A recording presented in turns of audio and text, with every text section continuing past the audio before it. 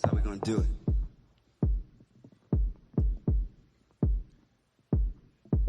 Black boy, tell me how you really feel.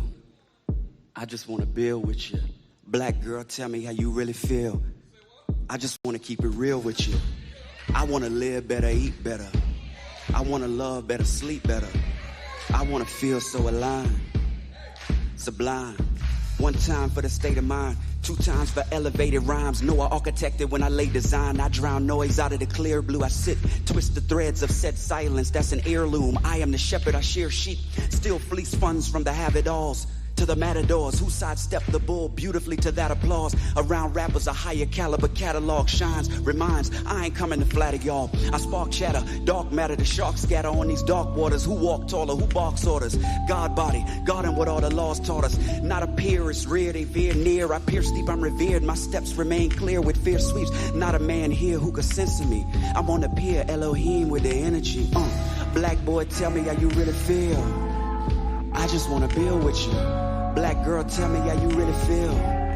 I just wanna keep it real with you. I wanna live better, eat better. Yeah. I wanna love better, sleep better. Yeah, I wanna feel so aligned. Let me talk to y'all over here. Sublime. 1 time for elevated rhymes, 2 times for showmanship, 3 times for black hands and land ownership. Revolution I bring to you, wedding ring bling to you. Nisi blues on war tunes to sing to you. I am a rebel without a pause, no applause. Trust me, I must be Chuck D getting mine off. Many fools been clock watching my moves, and I needed a reappraisal of flavor. I took the time off. Now, back Jesus, black fetus slumbering unborn. Ark of the covenant curtain untorn. I'm a rose that rose to etch prose in Rosetta Stone. Yelling it through a megaphone, always rapping, baby, forever home. I ain't the pot calling the kettle black. I'm the flame keeping the kettle warm, and I am to blame for the renaissance. It's cold. Had to write and recite it with down feathers on. Black boy, tell me how you really feel. Cause I just wanna build with you. Black girl, tell me how you really feel. I just wanna keep it real with you. Yeah, I wanna live better, eat better. I wanna love better, sleep better. Yeah, I wanna feel so aligned, sublime. Sublime. I wanna live better, eat better. Sublime. 1 time for elevated rhymes, 2 times for showmanship, 3 times for black hands and land ownership. Revolution I bring to you, where the ring bling to you. Nisi blues on war tunes, singing to you. I am the rebel without a pause, no applause. Trust me, I am Chuck D, getting mine off.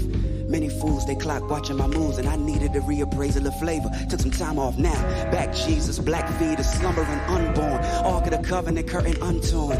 I'm the rose that rose to etches prose in Rosetta Stone. Still yelling it through a megaphone. Always repping, baby, forever home. I ain't the pot calling the kettle black. I am the flame keeping the kettle warm. I'm to blame for the renaissance that's cold. I write and recite it with down feathers on. I love you, and write and recite it with down feathers on. That mean that shit cold. And I'm the coldest. Listen, it's the message right here. Black boy, tell me how you really feel. Cause I just wanna build with you. Black girl, tell me how you really feel. I wanna keep it real with you. I wanna live better, eat better. I wanna love better, sleep better. Yeah, I wanna feel so aligned. Sublime. Y'all give a round of applause to this band right now. When they tell me they want to feel the chords a little more, then we got to do that shit again. That wasn't in the rehearsal. We didn't do that. That was not a part of the set list. Roderick was just in my head like, yo, let's do it again. So we're going to do it again. So we did it again. This next record, we're going to get into it since we're having a message to my black boys. Tell me how y'all really feel. I know y'all going through it. We going through it. Hello. Please, y'all, let me know if I sound okay. I got a different mic today, and I am not sure if I configured it properly. So please, somebody, anybody, let me know if I'm too loud, too soft, just right.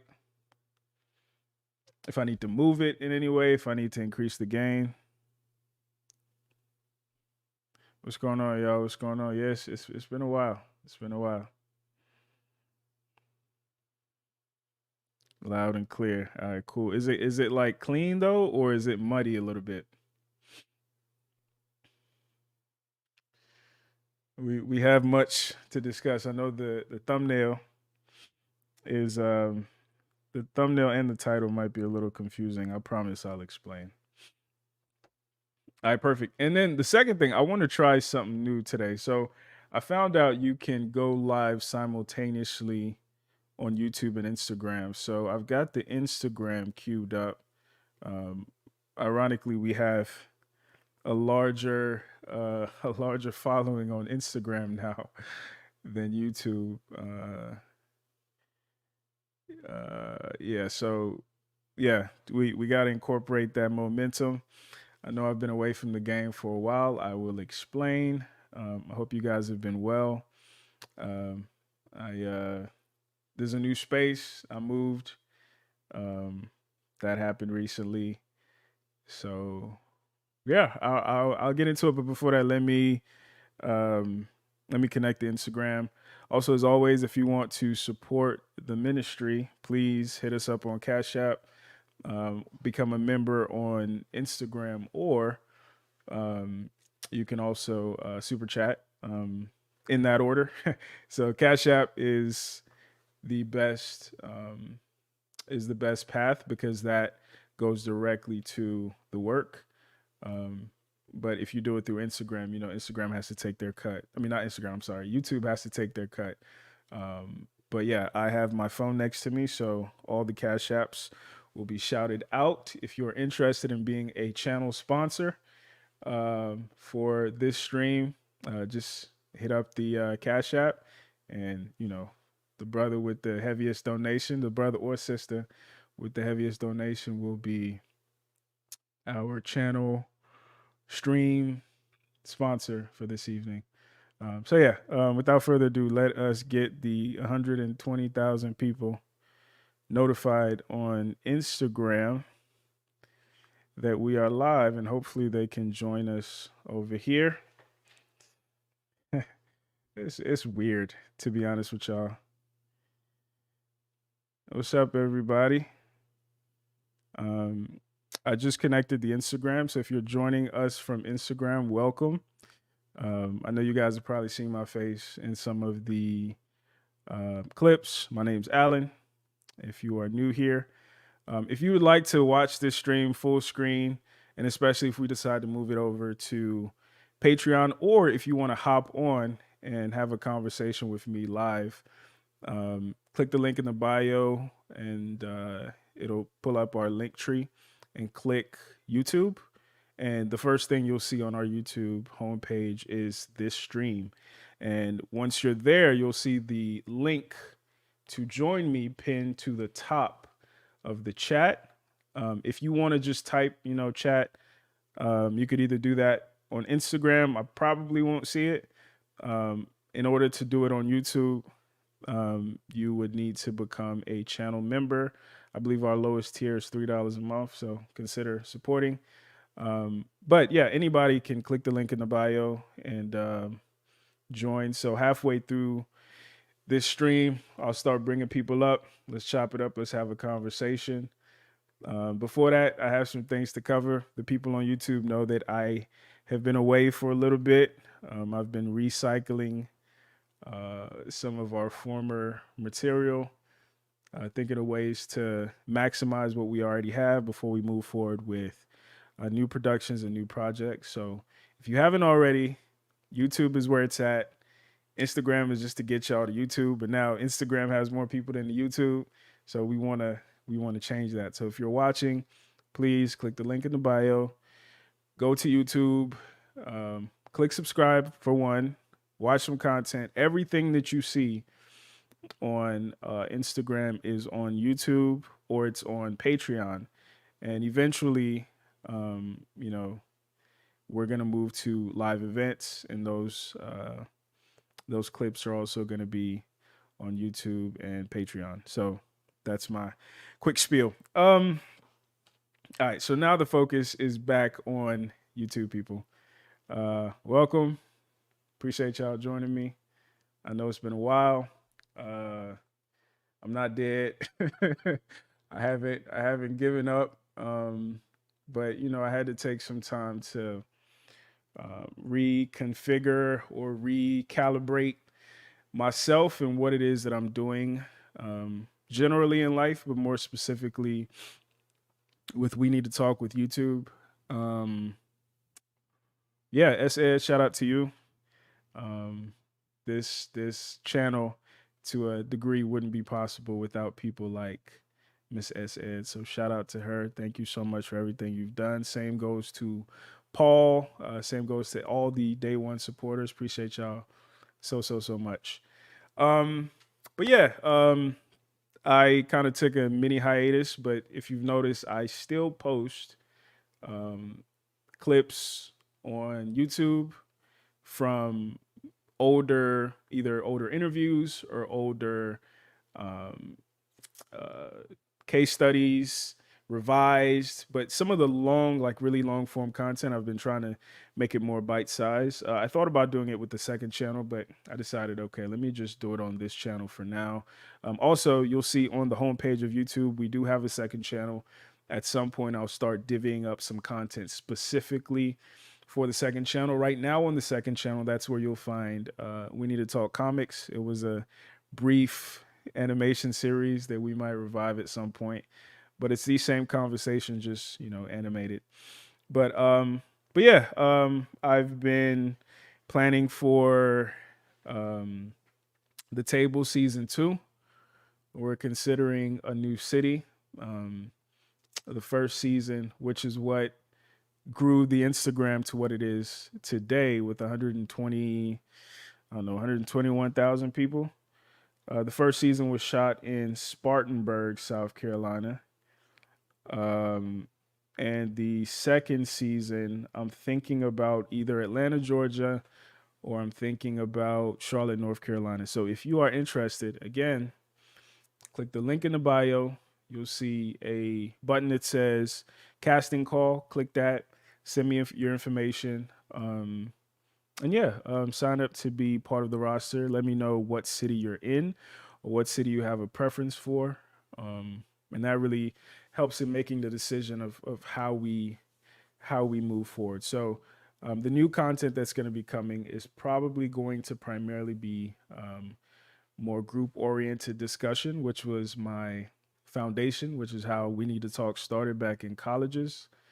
Um, so yeah, if you want to be involved, other than pulling up to live streams like this, um, that is the best way to get in contact with us. Um, let's see. My daughter's doing well. She's starting a new bougie school soon, so I got to keep the main thing the main thing. I have to maximize my income streams and make sure that she has the best possible education foundation, so she could be competitive as an adult. Let's see, what other things have happened. Um,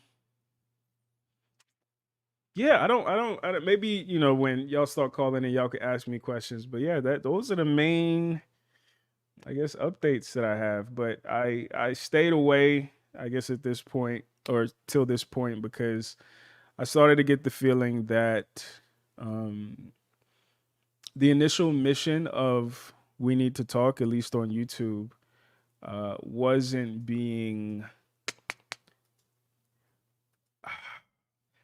Maybe there wasn't enough of an appetite for it to sustain the amount of work that was necessary to make it happen.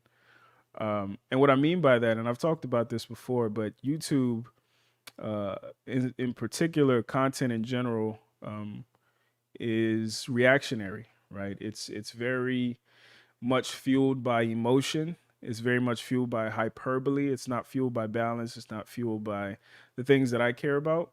And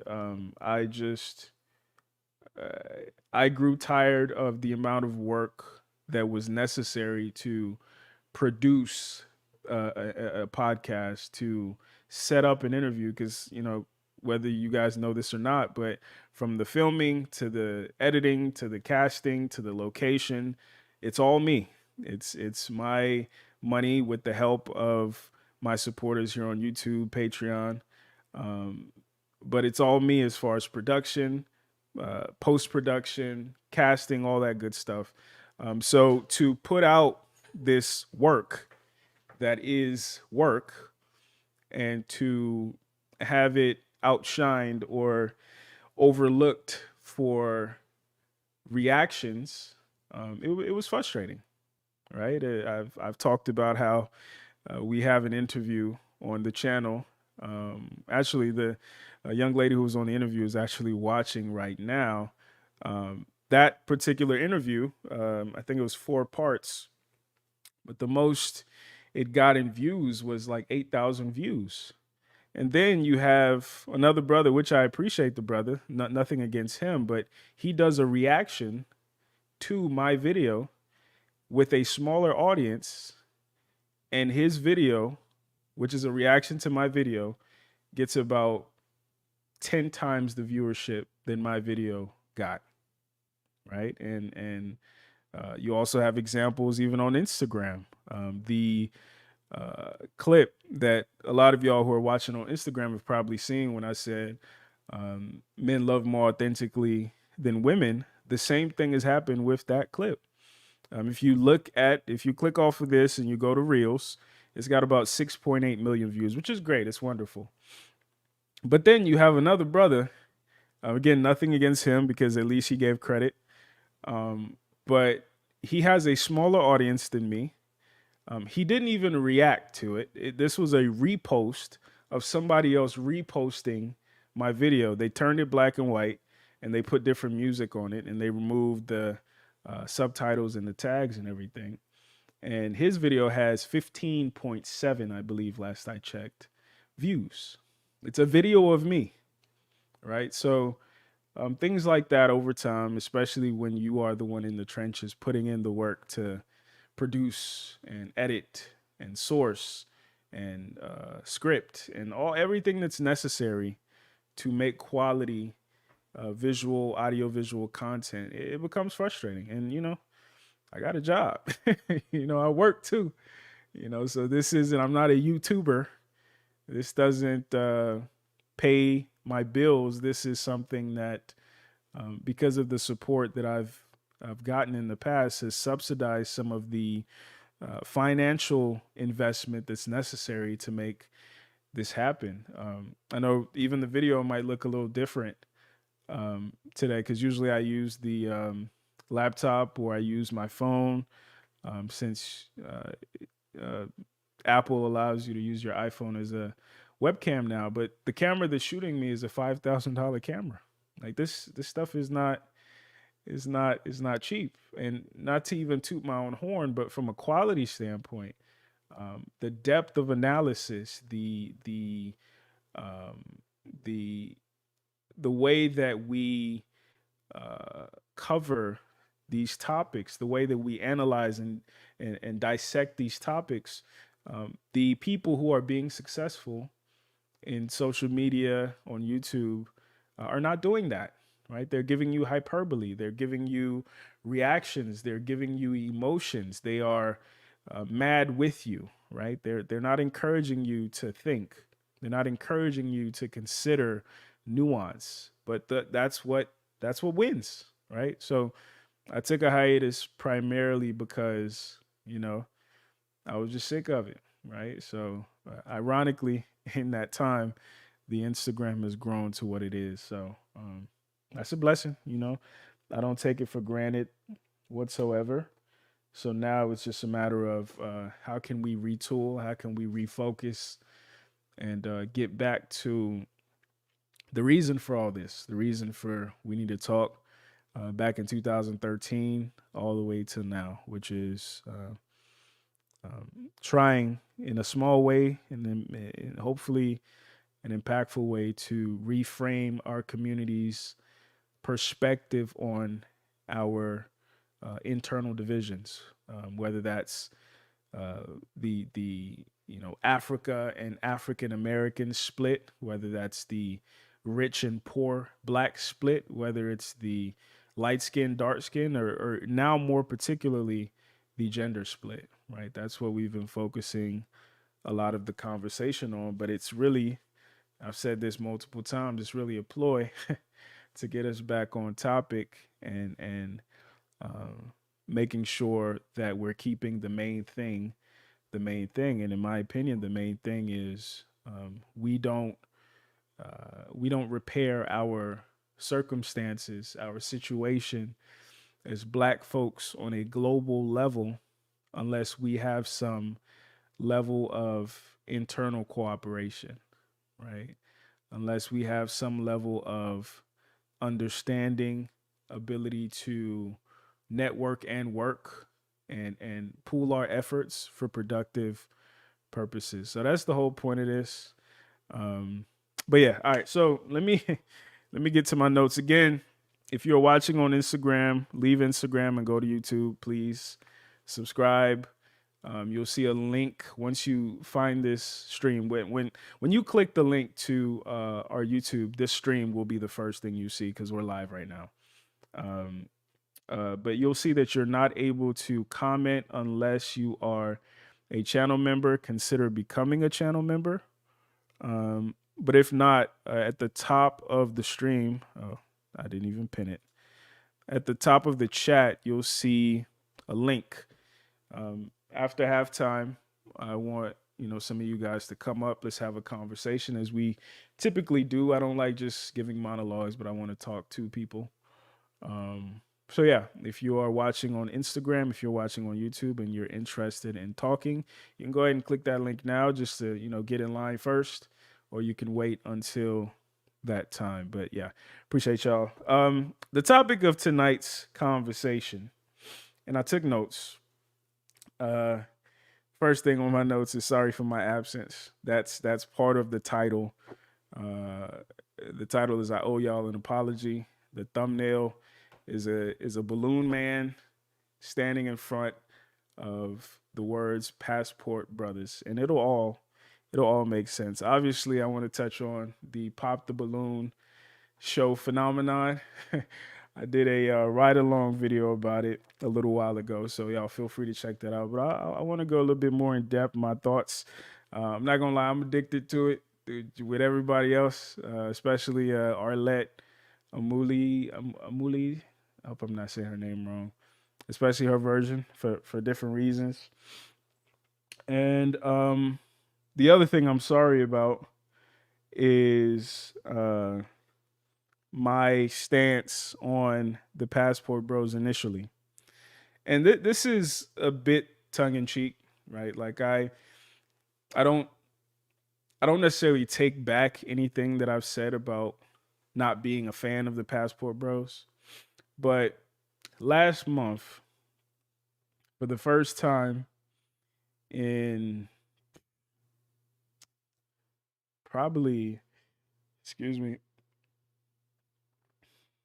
probably 14 years, I left the country. I went to the infamous Colombia, and I get it. So, for those of you guys who don't know, Passport Bros are this movement, primarily an internet movement of men in general, but our focus is black folks. So when black men became part of this group, I think that's when we took notice. But white men were definitely the first Passport Bros. I mean, that's obvious. But men who have taken their romantic interest overseas, to put it, in I guess lightly. And the reason for that, in their opinion, is the fact that Western women are not wife material. They are not companion material. And we've talked about this, right? This isn't a rumor. This isn't something that's new, but this is an ongoing conversation. And I think on both sides, we have to approach it earnestly. We have to approach it with some level of, okay,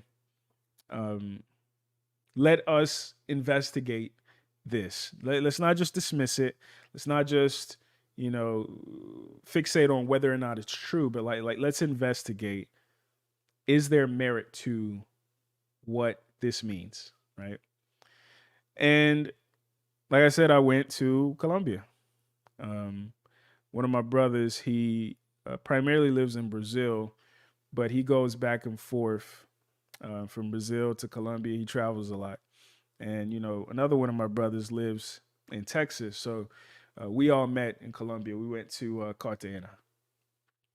Now, I'm going to give y'all the spiel that my boy who does the most traveling gave. He was like, if you are looking for a good time, you go to Cartagena, you go to Medellin. But if you're looking for a wife, if you're looking for a more, I guess, excuse me, a more chill experience, you go to like Bogota, Cali. He said the black women are in Cali. So next time, if I go, I'm gonna go see what Cali is about. But basically, Cartagena is like Miami. Bogota is like New York, and Medellin is kind of like Vegas, right? Medellin with the drugs and all that good stuff. Um, Now, it was interesting being in Cartagena. Um, when these brothers talk about how beautiful these women are, it is not in the least bit hyperbole.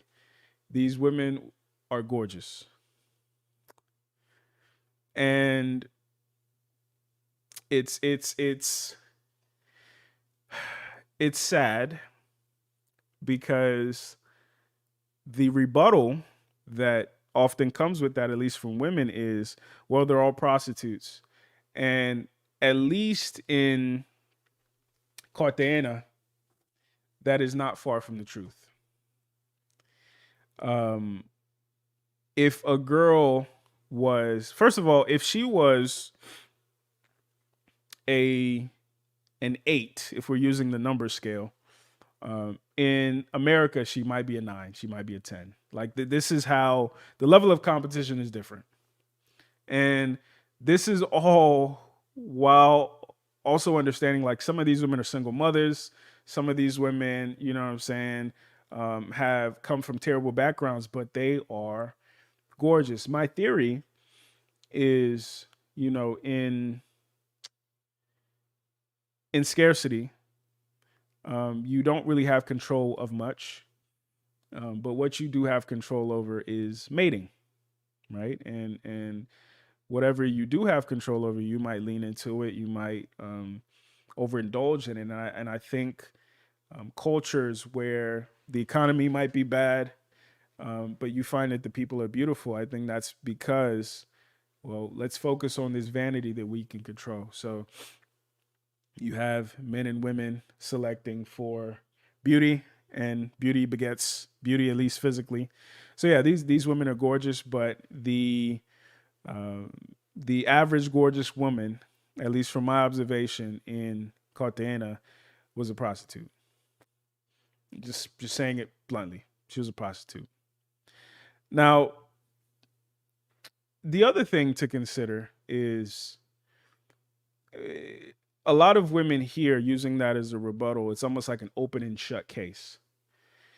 But one thing that I think we need to consider is the fact that the same thing exists here.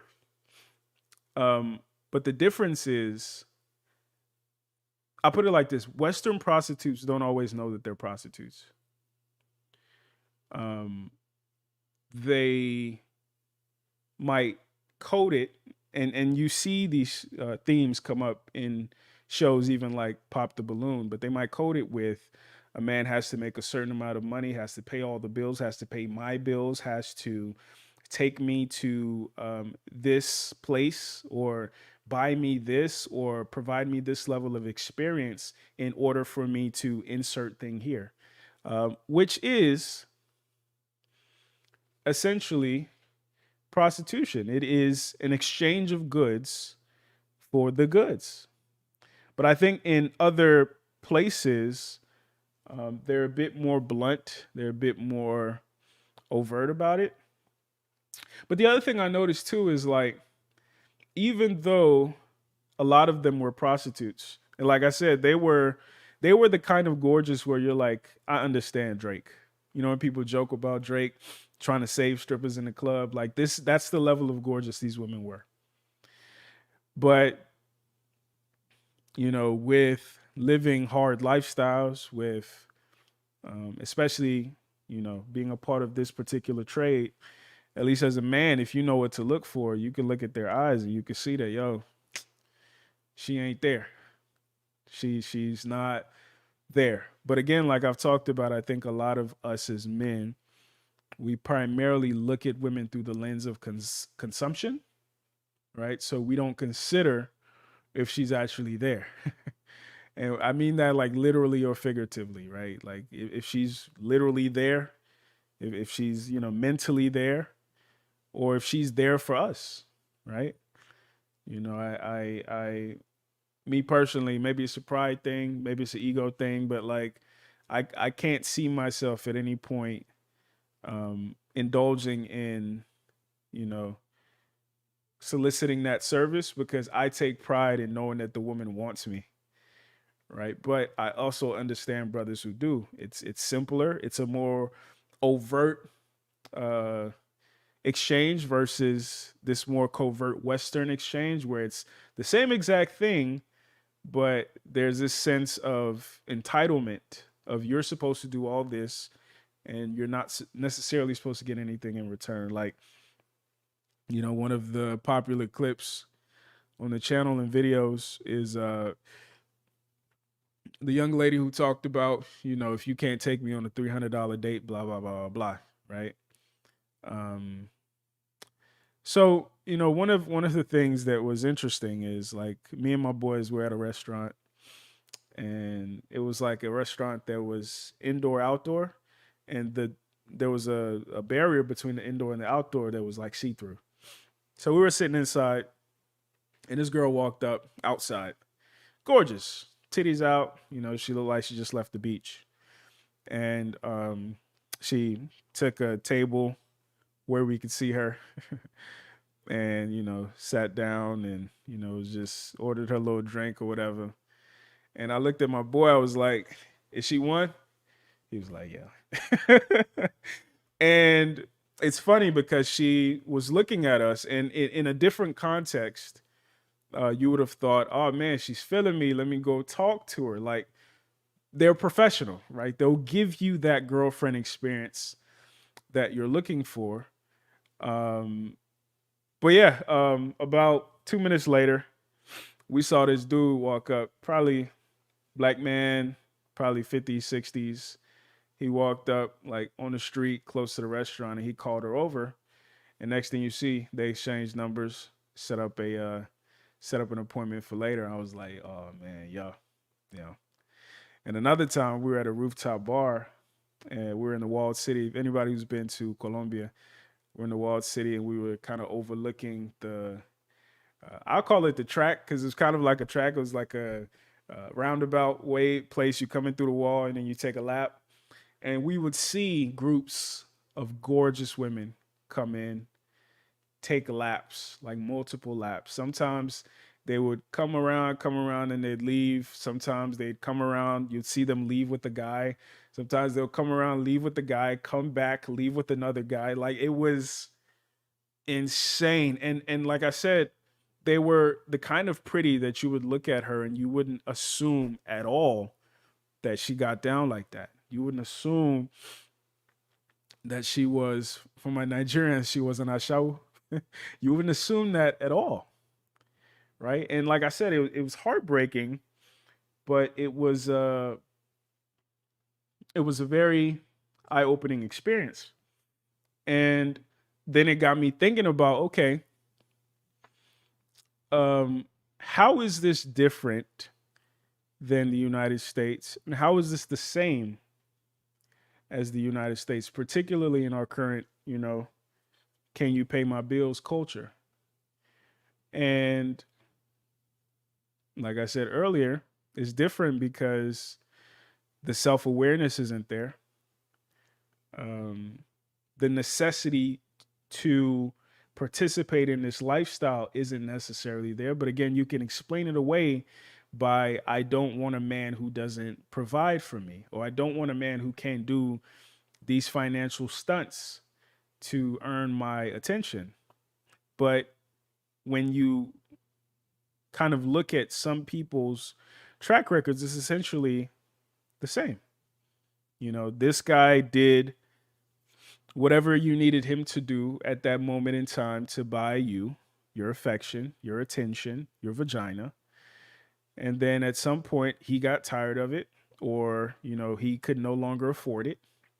And then you moved on to the next guy, right? And so I say that to say, you know, I'm still consistent in the stance that women shouldn't necessarily be dismissive about the fact that prostitution is so rampant in these third world countries. I think it's also an opportunity to reflect and ask yourselves, is it that bad? Is it that bad that men, successful men, at least men successful enough to afford to travel at their leisure, to afford to sometimes live in these places for extended periods of time, is it is it un is it strange that they choose to do that as opposed to the realities of the mating and dating game in the United States? So, you know, I think it's like I say with anything, whether it's divestors, whether it's passport bros, whether it's whatever happens in social media world, I think is a reflection of the unspoken things that people harbor, the resentments. And I think we have to be earnest and authentic about addressing it, right? As opposed to being dismissive. Ah, these bitches don't know what they talking about. Oh, these niggas ain't shit.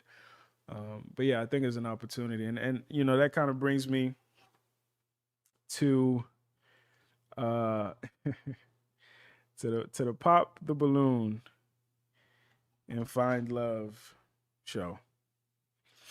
Like I said, I'm hooked. I'm hooked on that show. It is interesting. It is frustrating. It is affirming. We're getting to see some of the who hurt yous play out in real life. Right? We're getting to see men who otherwise would be great fathers, great mentors, great partners, be dismissed for something as superficial as how high their head is off the ground. Um, a trait that they had no control over. But in our society, kind of like I talked about in third world society, we treat beauty, we treat height as a virtue.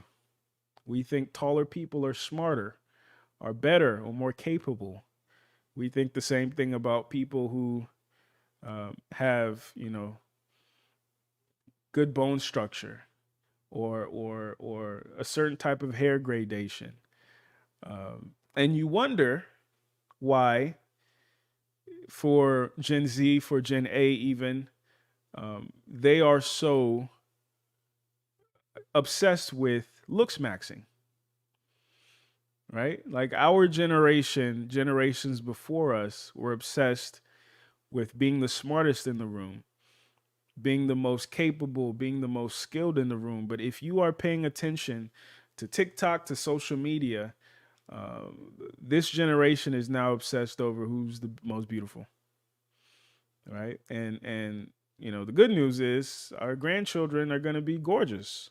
The bad news is they ain't going to be able to do shit. They're not going to have skills. They're not going to have integrity. They're not going to have wisdom, because that's not the focus, right? And where your focus goes, you know, that's what grows, right? So these are questions we have to ask ourselves. And like I said, this show is such a great example of that. You see the inconsistencies from men and women, right? You see, uh, and right now I'm picking on women, but I'm gonna get to the men. You'll see a woman say, The reason I popped your balloon is because you have dreads, and then the dude she matches with has dreads. The reason I popped your balloon is because I don't like your shoes. The dude she matches with has similar shoes. I popped your balloon because you didn't look dressed uh, to kill or whatever in accordance to what this show is.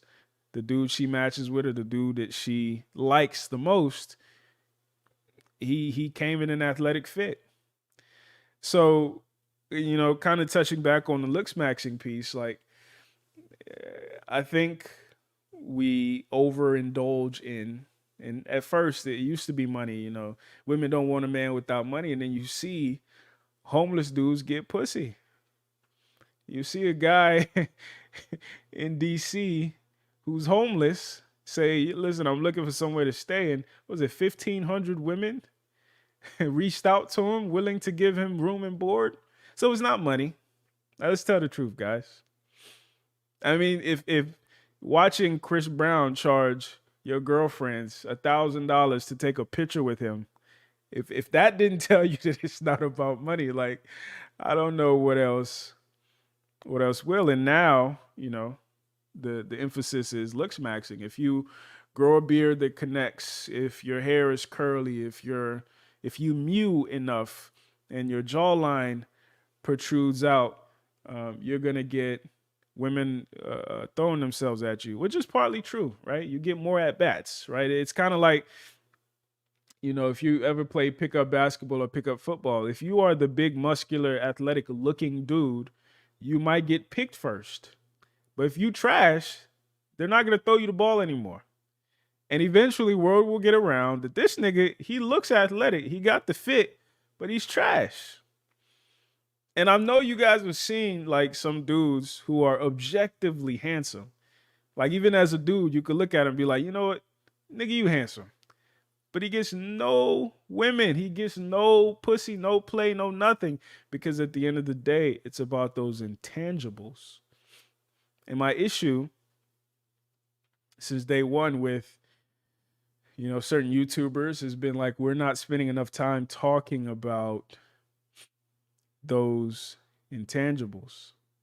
We're not spending enough time talking about the fact that every woman at some point has or will break every single rule that she claims to have for a dude she likes. If you're fortunate enough as a man, whether because you have game, you're handsome, whatever the case may be, or you happen to be in the right place at the right time, right situation, you've experienced that. You've experienced a woman who otherwise wouldn't go after some aspect of you. You were broke and she still gave you play. You were short and she still gave you play. You were ugly, you were out of shape, whatever the case may be, and she still gave you play. But again, we're not focused on, okay, what are those intangibles? We're just going to make sure that the exterior looks good. I remember, to touch on politics briefly, I'm a huge fan of Cornel West. He's obviously not going to win, but if I vote, I'm voting for him.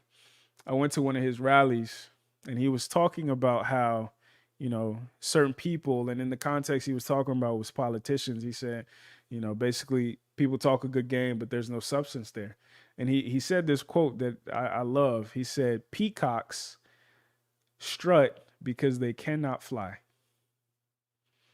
Peacocks strut because they cannot fly. And, when you look at social media, when you look at the type of hyper masculinity, alpha masculinity that's being glorified and celebrated, it's peacocks.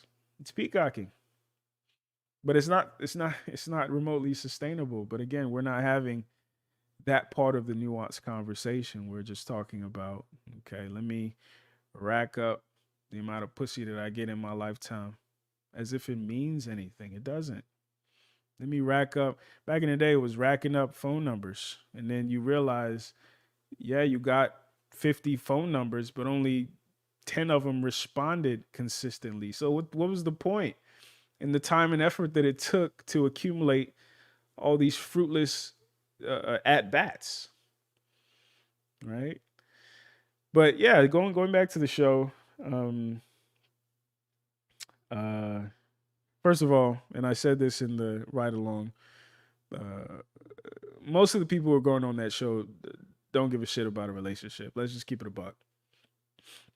Number one, they don't give a shit about a relationship because they see it primarily as an opportunity to self promote, right? Like one guy, I think he sold pies, and every time the mic came to him, he was like, "Yeah, Patty's pies." And yeah, so to answer your question, you know what I'm saying? So, and then the other women, they were promoting their Instagrams, whatever the case may be. So that's number one. Like people aren't really seriously coming looking for love, and the other piece of that is like the type of individual who would come on that specific type of platform in an attempt to find love is probably not in same with reality shows, right? These are probably not individuals who found any kind of sustainable success in interpersonal romantic relationships. That's the truth. These are people who want to be seen. These are the people who want their lives to be a certain way, like cinematic, right? These are the first player energy people. And in my opinion, they typically do not, men and women, they typically do not make for good long term partners. But again, we love to watch a good car crash. Um, but yeah, you see the guys literally observe red flags, like crimson red flags in certain women, whether in their presentation, whether in their vernacular, whether in their even level of interest for the guy. And the dude is still holding on because she got a fat ass or she's relatively pretty or whatever the case may be, even though like a lot of these red flags were obvious. And then you consider how does that play out in real life? So like when women like sarcastically or dismissively say who hurt you, like these are examples of those types of people. But the step further I wish we would take it is like we're the ones hurting ourselves. Like the last episode I was watching, it was one girl. Um, Two guys asked her the same question. Actually, asked the group of women in line the same question. In your last relationship, what did you do wrong and what did he do wrong? And she popped her balloon. And he actually had the audacity. Shit pissed me off. He had the audacity to say, you know, you need to consider getting your balloon back. And they matched and walked off. And, you know, and then obviously, like, I don't know if y'all have noticed, but like the majority of those matches are unsuccessful. Like whenever they come back, for the ones who do come back, like the level of success is very, very, very, very low.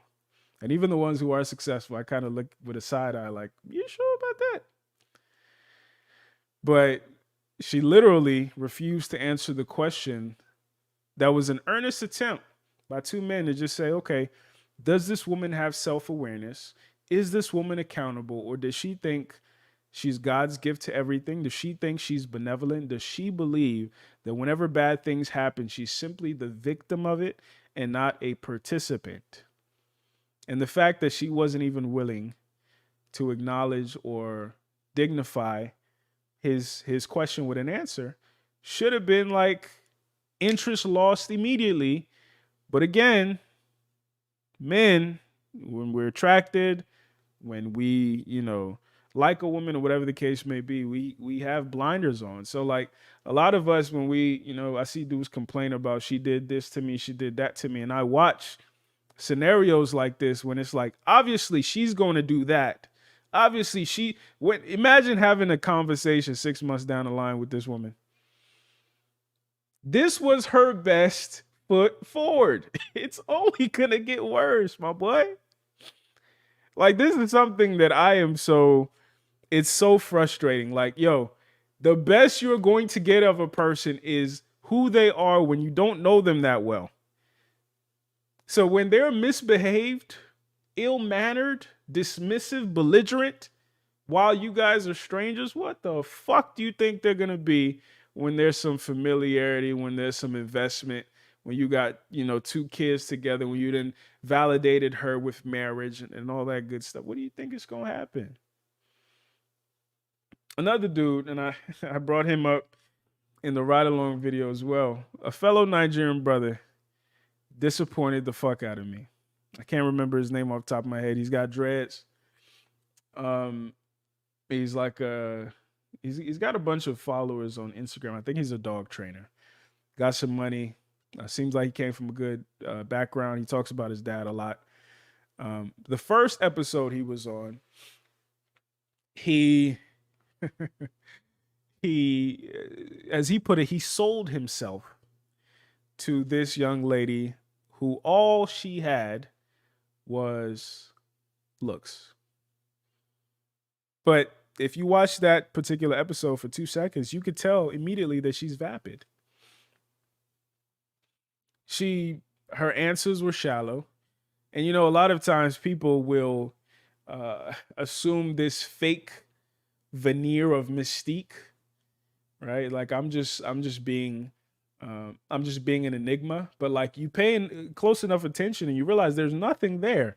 Like all that's there is your act of being an enigma, but there was really actually nothing there. And she betrayed that. She betrayed that persona. And what's funny is she was actually interested in another Nigerian dude who had 2 kids.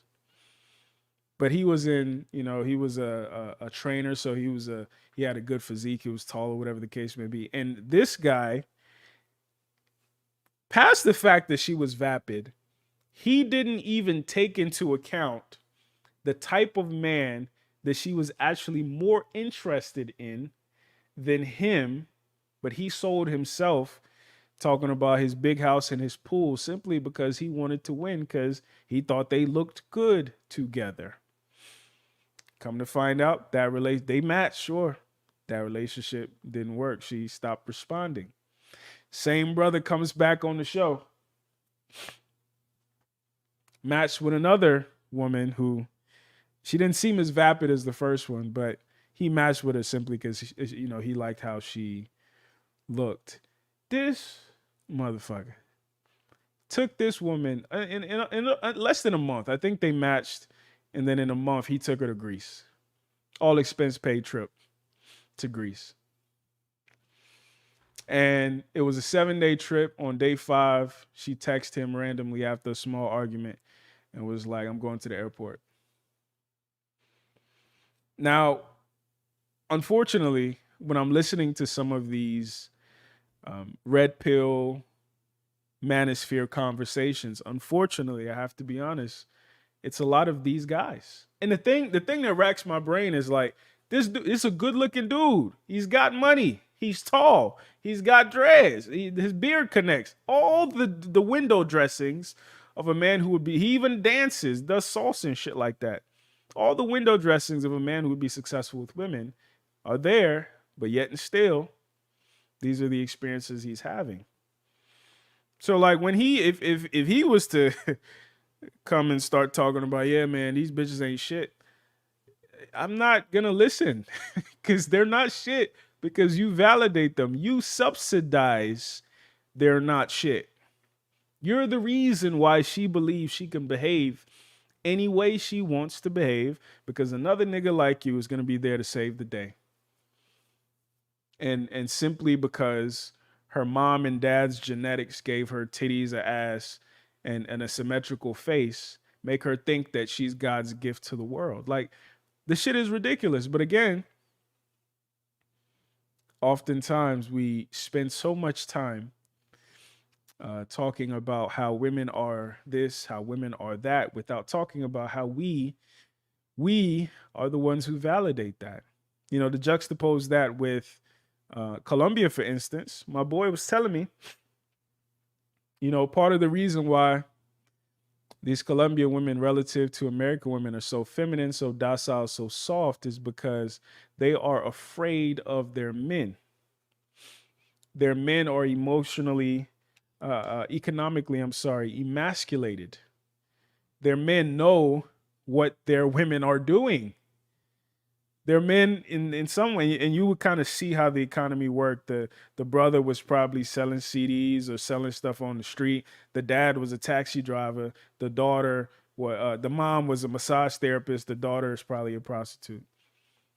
So even in that, and the highest earner is the daughter. So even in that, it's an inherently emasculating culture and structure. You know, you hear about these women getting brutalized by the men in their life because it is. So again, it's not as simple as those women come from a better culture. Yes, some aspects of it is true, but like there's a lot more going on, and some of it is very dark, some of it is very sad, right? So, brothers, you know, so I can stop ranting. Brothers, it's not as simple as go overseas and find you a wife. If you're lame in the United States, you will be lame overseas.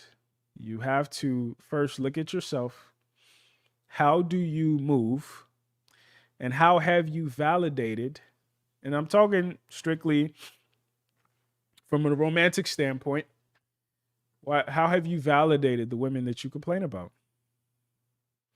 Right? Like I saw one of my boys, he sometimes, you know, as dudes do, we'll send each other pictures of women that we're interested in talking to, you know, like we're about to slide in her DMs or whatever. And sometimes I'll show like a female friend of mine, like, yo, what do you think about this girl? And she'll immediately say, after looking at her profile for 2 seconds, she for the streets, you know? And the thing that I think social media in particular um, exposes is, and I think especially now with like gym culture and everything, everybody's a fitness influencer, everybody's an IG model, but like Instagram in particular is an e-commerce site. So the question that I think we should all think to ourselves, especially people watching on Instagram, is what is this person selling? Are they selling some insight? Are they selling a skill set? Are they selling an aesthetic? Right? And, you know, what immediately comes to my mind is, you know, just because she showed a little bit of her butt or a bit of her titties, you know, doesn't mean that she's selling her body. But if she shows it to a degree that is obviously excessive, then you have to consider two things. Number one, either, and this is what I usually default to, either she's selling something and she's showing the merchandise. You know what I'm saying? This is the merchandise. This is the merchandise. Who wants to buy it? Who wants to buy it literally with money, or who wants to buy it with attention and validation? Or or the next thing you should think of is like, maybe this girl is the type of immature that lacks self-awareness or lacks the insight into how she is perceived outside of her intentions, right? Because if she is doing that, you know, and we argue with women all the time, you know, you probably shouldn't go there dressed like that, whatever the case may be, and the rebuttal is, you know, I shouldn't have to da da da da da da. But like at some point, you should also ask yourself, like, is this person stupid? Like, it's just straight up and down. Is this person, is this individual an idiot? An idiot because they don't understand reality and how it works. An idiot because they don't understand that how you dress is how you will be addressed. Or an idiot because they don't understand that the real world and what it is and has to be versus a fantasy ideal are not the same thing. So in any case, a woman who's selling herself literally, or a woman who is so naive, so immature, so idiotic to not understand how she's being perceived by the image that she's putting out into the world, neither one of those women should be interesting to you. A guy I watch, I think his name is Dr. Apoki. He's a older Nigerian gentleman, but he said something I thought was brilliant. He said, um, any woman, and I'm paraphrasing, he says it better, but he said any woman or any womb that should carry your children should also have the brain to carry your vision. Any womb that should carry your children should also have the brain to carry your vision. Now, obviously, that doesn't mean, as brothers, we're not going to go after a baddie, right? But please, and we've all made this mistake at different points in our lives, please do not overly prioritize aesthetic beauty over sustainable beauty and value and purpose. And people wonder, and I think even young dudes wonder too, when you see the real big boys, the real movers and shakers, like the women that they're married to, if it's a good partnership, good marriage, good, solid union, she's not the baddest. His mistress might be a baddie, but the woman that is going to inherit his legacy is not the baddest. She might be at best a 6. But what she brings to that man's life is immeasurable. And I think even, this fucked up, dating dynamic that we discussed, like I said, it's our fault too, because since we are so enamored with it, whether it's our attention on social media, whether it's, we can't walk down the street, we can't go out and have a good time without having to validate that experience with pulling a baddie or talking to a baddie or getting a number, whatever the case may be. It's telling the other women who actually have tangible, substantive attributes that the best thing you need to spend your time, energy, and effort on is looks maxing. And over time, just like we're seeing now, just like we talk about the dudes who were nice dudes and good dudes, and they got that heartbreak and it turned them in the future. Same thing happens to women. There's some solid women, but they looked out into the landscape and they realized that being solid ain't getting me nowhere. So I'm gonna turn into a bad bitch. Just self-fulfilling prophecy. But yeah, if you haven't watched that show, please watch it. It's an interesting observation of how we're not as interested in companionship as we think we are. Like you see women on there with 5 kids popping balloons of men who are scientists. Like it's ridiculous. The 35-year-old woman with 5 kids, one girl, she couldn't even pronounce NASA properly. She said, "Oh, it's cute. You work for NASA." I said, "Wow." Or the dudes. The dudes. He one dude. He's probably joking, but he said he's an Uber driver, and you're on the show looking for love. Like you don't deserve love, my boy. You need to go find yourself. And I feel the same. Like one of the T-shirts that I made, and I might bring it back. It literally said, "You don't need love, you need therapy." I feel the same way about men. I feel the same way about women. Some women, they don't need love, they need therapy. Some men, they don't need love, they need a fucking job. They need an education. They need a purpose. Right? For my religious folks, before God gave Adam Eve, he gave him a job. There's a reason for that. And that garden that was his job is what he used to literally feed Eve. Now, Eve went and, got some extra food, extracurricular food she wasn't supposed to get. But like the things are supposed to happen in their time. But yeah, so I'm gonna stop ranting. I've probably been ranting for an hour now. I need some water even. But yeah, if you're interested in talking about either Passport Bros, my hiatus, or the Pop the Balloon show on YouTube, if you're watching on YouTube, in the chat you will see the link pinned to the top. Click that link; it'll bring you to the back. I'll be able to see you. You'll be able to see me. Let's chop it up. Let's talk for a little bit. Sharif, I see you in the back. Yeah, I want to hear what you guys have to say. Also, please, if you want to support what we're doing here, what we've done here. The channel, there are like 600 or some videos on that channel. So for those of you guys watching on only Instagram, watching clips, you are missing out. The meat is on YouTube, is on Patreon. But other than that, please consider supporting via Cash App. It really helps us out tremendously, especially as we're gearing up for season 2 of the table. So yeah, yeah.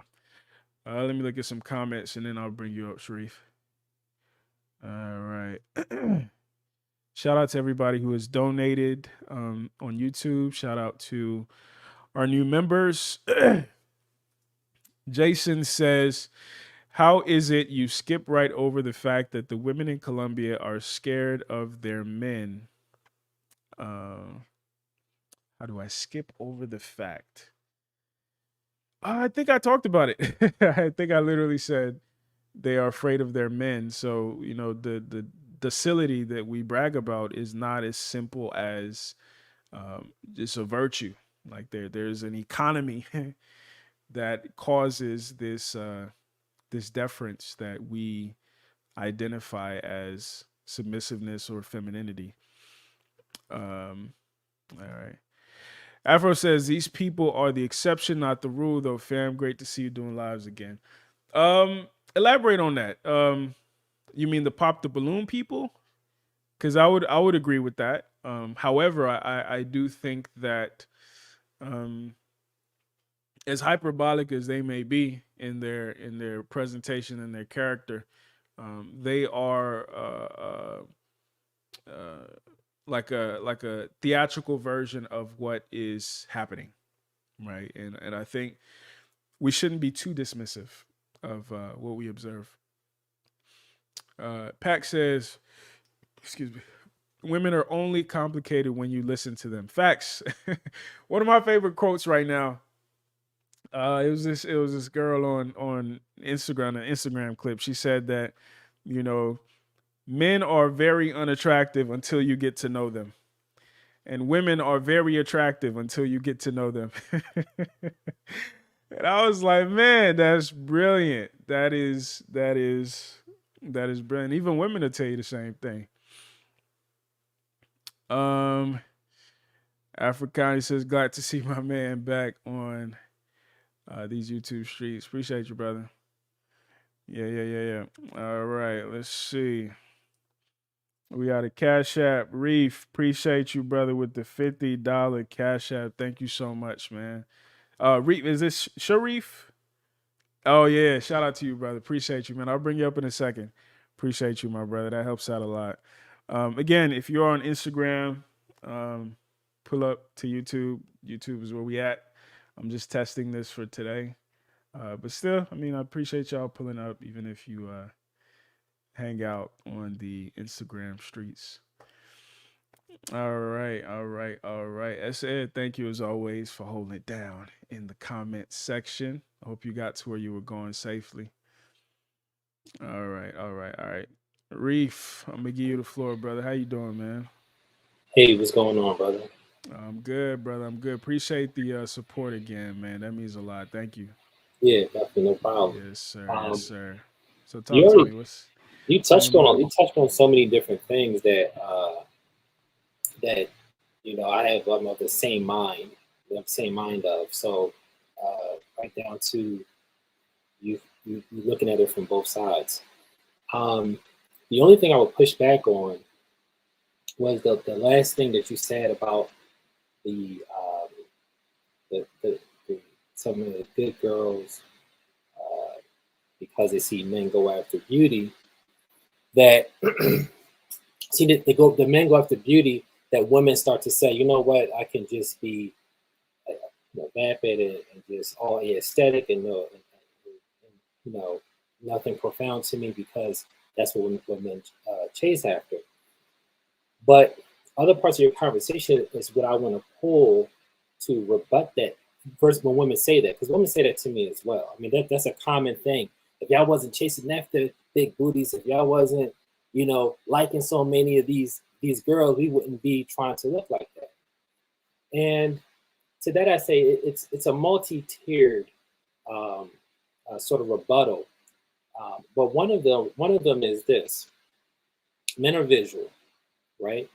Um, when you think about the five love languages, I believe that they're acts of service, it's physical touch, it's gift giving, I think quality time, and I don't know what the fifth one was. It's a Words fifth of you said words of affirmation, quality time, gift words giving. affirmation. Oh yeah, okay, yeah. So when you think about the love languages, maybe four of them are universal that they can go either way, but one of them is almost 80 to 90% on the feminine imperative. And we all know which one that is, right?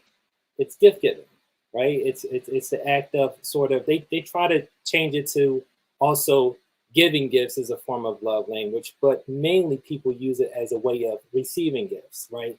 As you know, women big that up. But and even though 80% of women identify, it cannot only 80% of the people who identify with the gift giving as a love language is women, and we can't really say anything about it. There is one major love language that's for men that is never acknowledged and is almost our raison d'etre for even being in this realm, which is that men are visual. It is one of our biggest motivators in the world. If you look up a science study, they did it back, I want to say probably about 2010. And what they did was they showed men pictures of different women. And some of these women had I don't want to say the BBL surgery, but it was something like that that enhanced their curves. And when they studied those men's brains, they saw that the same area of the brain that lights up when you do drugs or alcohol was the same the part of the brain that lit up when the men visually saw a beautiful curvy woman. It literally is an endorphin, a drug inducing level endorphin that releases in our brain when we see a beautiful curvy woman. Like it doesn't matter if you are a drug dealer or a doctor, it all happens to us. I mean, think about how just the term trophy wife. A man could work 100 hours a week for 100 weeks straight to build $100 million company. And what is his reward to himself? Is to get a beautiful woman that probably worked at Starbucks, and that's his reward, right? Like all the money makes sense if he can have access to this woman. But we downplay how important visual is for us as men, how motivating it is for us as men, right? You know how many men I know for a fact, when they got accessibility to a beautiful woman, I'm talking about from a genuine desire standpoint, that like the battery in their back was massive. You couldn't tell them anything, right? If they needed to knock on 100 doors a day or make 1,000 phone calls or do 1,000 push-ups, the fact that they knew they were doing it for and had genuine access to a beautiful woman, it was such a motivating thing. So once we understand that a good portion of us as men are we respond in a very positive manner to a beautiful woman. It has that kind of effect on us. So the next thing is that you stated was that you see a lot of men will be able to marry women who are not as good. They're not like they're not marrying video vixens like a lot of the billionaires and millionaires and titans of industry aren't marrying video vixens, and I agree with that. What I always don't like about it is because we don't even have an official love language that since we're a visual, we cannot even state to say that some of these women just through their body could improve their attractiveness to the men, and not through BBL. I'm talking about just strictly gym work, just gym work. When you look at some of these natural, very Afrocentric natural woman who also happens to be in the gym, And I'm not talking about like bodybuilding. I'm just talking about these women just in the gym that's looking good. Look at their pages. There's literally tens of thousands of men worshiping these women. They're not BBLs, not bust down weaves, not crazy out, none of that stuff. These women are natural, but they're also in the gym. And there are literally tens of thousands of men in these comments worshiping them. And when you understand that, one of the comments you stated about like some of these men will have a six as a wife, but a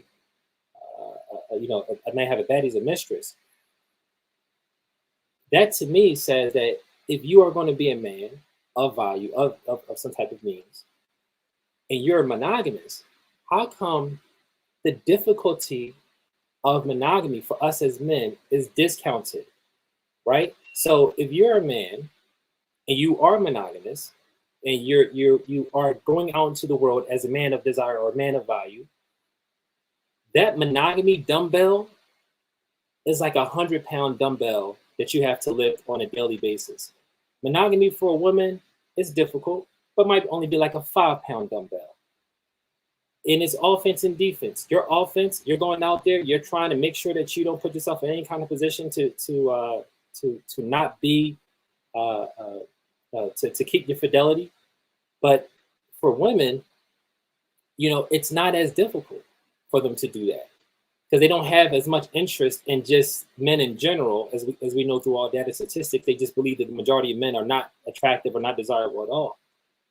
But for us as men, why is it that if I'm going to be monogamous and that I like a visual thing, the woman that we're committed to, what is preventing her from going hard in the gym? What is preventing her from creating the kind of body that will be desirable to me? And I didn't even really come across this concept myself. I first heard it from another YouTuber, a woman. Her name was Six Goddess, and it made and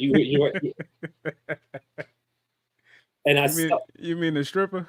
Six, yeah, that's Six Goddess. I think I don't know if she's a stripper or not. She was, yes. Okay, so but she speaks about exercise and speaks about food and not being obsessed with food and doing things for a man that's going to be doing things for you.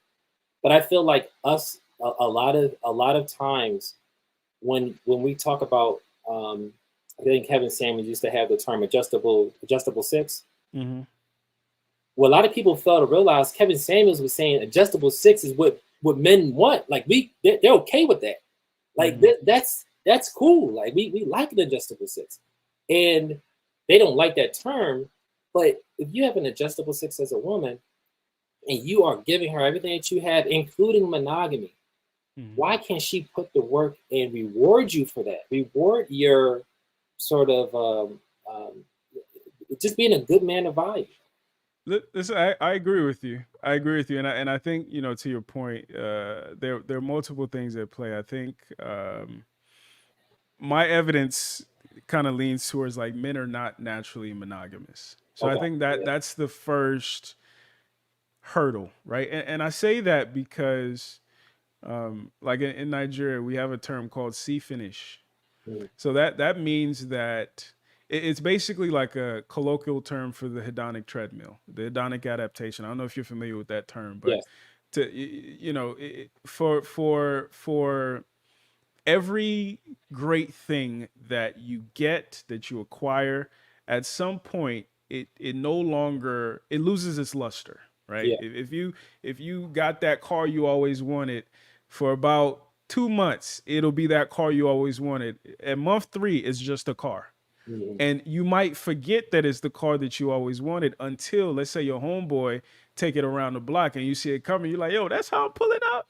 Right. You know what I'm saying? Like I've literally had homeboys say the same exact thing. And the same thing happens with women. This dude on Instagram, there's a podcast I saw. He made a good point. He said, there's a difference between a treasure and a trophy. Right. A lot of men are looking for trophies, but they should be looking for treasures. And to your point, but to elaborate on it a little bit about women's beauty being a huge motivator, a lot of times, if we're being honest, a big part of the motivation is less about how she makes you feel and it's more about how she makes you look. Okay. When you could tell your homeboys, when your uncle at the cookout, that's you, nephew. Right. That's where the dopamine comes from. It The fact that she validates I was gonna say, who yeah. you think you are now. Mhm. That whether you got the money, whether you finally got the body, or whatever the case may be, Yeah. she's the trophy. She's the NBA championship. Mhm. But the jump shot is what got you the NBA championship. So my only point has always been, and to go back to the treasures versus trophies piece, is like, if we are so fixated on trophies, you know that Jamaican song, "Girl, you are a walking trophy." Not only are we incentivizing more trophy esque women or more trophy esque disposition, Yeah. but we're also doing ourselves a disservice, because there's a point that you get to and you start realizing that, and dudes will tell you this, you do not want them trophies. Yeah. There is something called opportunity cost in economics. The Yes. reason why the beautiful women tend to have faults that sometimes are in opposition to their beauty, it really boils down to opportunity cost. The people with the best personalities are usually not the most beautiful. The Right. people with the, with the best insight are usually not the most vocal, right? So which opportunity costs are we prioritizing in our seeking of a woman as men? Or, on the female side, they're also validated with, oh damn, your boyfriend tall, or damn, your boyfriend got money. Similarly to how we're validated by, can you still hear me? I think my I camera cut out. Yeah, the camera cut out. Yeah. Yeah, I'll plug it back in. But yeah, they are similarly validated by that. And I think if we are going to change that paradigm, we have to, in a sense, lead by example as well. But I'm gonna give you the final word, brother, and I'm gonna fix Um. this camera. Okay. So the only thing I would say to that is that if we were to kind of like, I don't want to say put this in a vacuum, but let's just come up with a scenario of a woman that you really, really like. Like, I don't know, like if a crush from high school or college or work. I'm talking about like you really, really like this woman. She was fine, she was smart, all these type of things. But let's say nobody ever complimented her on you. Nobody ever complimented you for being with her, or even in fact, uh, they tried to disparage her. But you have eyes, you're with her, and everything head to toe. She's gorgeous to you, right? Or relatively gorgeous. It's almost like the Shallow Hal. I don't know if you ever seen that movie in Shallow Yeah, Hal. yeah. Jim Carrey. Yeah, the what is it? The big guy, I forgot his name. He played in Rock School or something like that. But the Black. yeah, What's his name? yeah, Yeah, yeah, yeah. yeah, Jack Black. Jack Black. Yep. One of the premise of Shallow Hal was is that because he saw her as highly desirable, when his homie would say, "Yo, what are you doing with her? She's not that attractive." He'd be like, "What? Man, you're crazy." So for us as men, beauty is such a powerful motivator that even if Unc wasn't like, "Yo, I see you, Neff," we still gonna be on top of her because we see her, and that's how much it affects us. Like I said, almost from a scientific level. But it does help, and it does add to that. And some men who do have sort of, I don't want to say weaker mindsets, but are more affected by sort of social commentary could be like, man, maybe she's not as what I thought she is, and I need to change. And that will get into a little bit what you're talking about, hedonic treadmill. A little bit will put him down on that slope a little bit. Him like, maybe he's not always cracked up to be. But for the most part, when you see somebody and you're with them, I'm talking about all the other things, because most of the times when you're with somebody and it's not always cracked up to be, it's because they don't have none of the personality things to match up to that, right? They're not kind, caring, cooperative, supportive. She doesn't have a lot of those qualities or traits.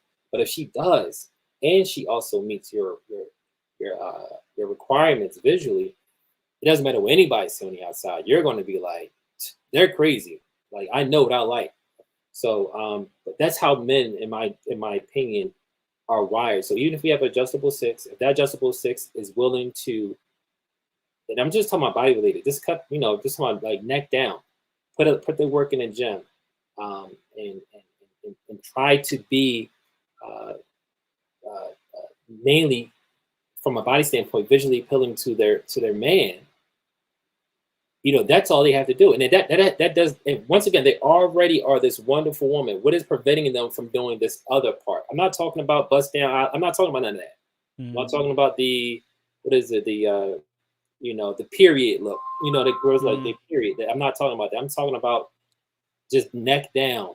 Is and as you know, most men are not really even into crazy BBLs. The majority of us, you might look at it, you might go to a strip club, look at it, but that's not like the deciding factor. If you talk to a lot of men have either dealt with a woman had a crazy body and like, nah, I don't want to deal with that. But so it's not a deciding factor. But just having a woman who's committed to a healthy lifestyle with all the other qualities and traits and an adjustable six, I think men will take that 8 times out of 10. Yeah.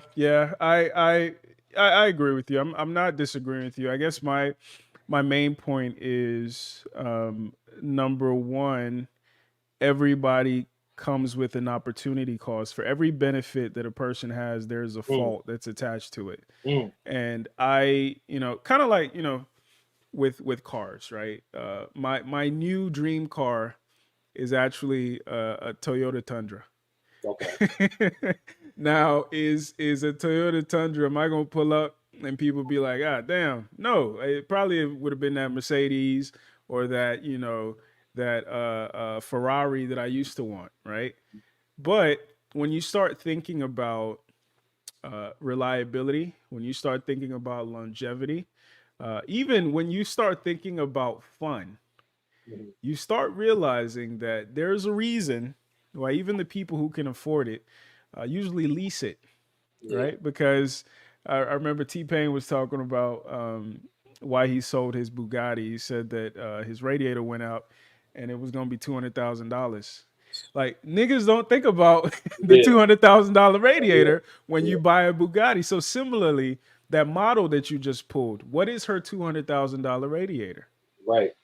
That girl that you're super interested in, but it's really only because of her mom and dad's genetics. It's not because of y'all's conversation. It's not because of y'all's vibe, whatever the case may be. It's because she is a trophy for you to validate your masculinity, and you are her latest caretaker. Right. What one of the things that was interesting, I was watching a documentary about diamonds. And basically, the short version is diamonds are bullshit. They're not worth what we think they're worth. There's an artificial scarcity placed on diamonds to jack up the price. But what's funny is they ran a survey, I think in the 90s, about if they asked men, they asked women, would you forego diamonds if it meant something? I forgot what it was. Like if it meant you would you couldn't get married, whatever the case may be. Most women in the survey, and again, it's a survey, right? Most women were willing to forego the diamonds, but most men were not. And what was interesting is, as they investigated that, they found out that even though diamonds had been marketed to women, diamonds are forever, diamonds are the symbol of love, or whatever the case may be, the other subtle marketing that was happening was, an engagement diamond should be 3 months' salary. It should be 2 months' salary. So men subconsciously, by the same company, De Beers, we got it into our minds that until I'm able to afford a diamond, 3 months salary aside, 2 months salary aside, I'm not him yet. Until I'm able to put that smile on her face, I'm not him. So now it's become less about her. And just like with the beauty of women that I'm saying we consume, it's more about validating ourselves. And I'm just saying that we need to have more honest conversation about that. Because the love of your life, she's not going to be the most gorgeous, but there's a reason for that. Because you ask the question, what is she doing? She's probably developing those other skills, those hobbies, those interests that actually make her compatible or make her a good partner, make her your Toyota Tundra. Yeah. But we too busy, to Right. your point, which is real. We too busy looking at these Ferraris. And Mhm. the reality is for a lot of dudes, we have to drive the Ferrari to realize it ain't shit. Yeah, Like absolutely. you have to get that shit out of your system, unfortunately. Yeah. But yeah, not this was a good conversation, man. I Well, thank you, appreciate you my brother. again, brother. Yes, sir. Take it easy, man. You too. Yes, sir. All right, y'all. Let me see if this camera will come back on. This camera wants to disgrace me today. But I see the other brothers in the back. Afro, I see you, man. Charge. All right, we good. Maybe. All right.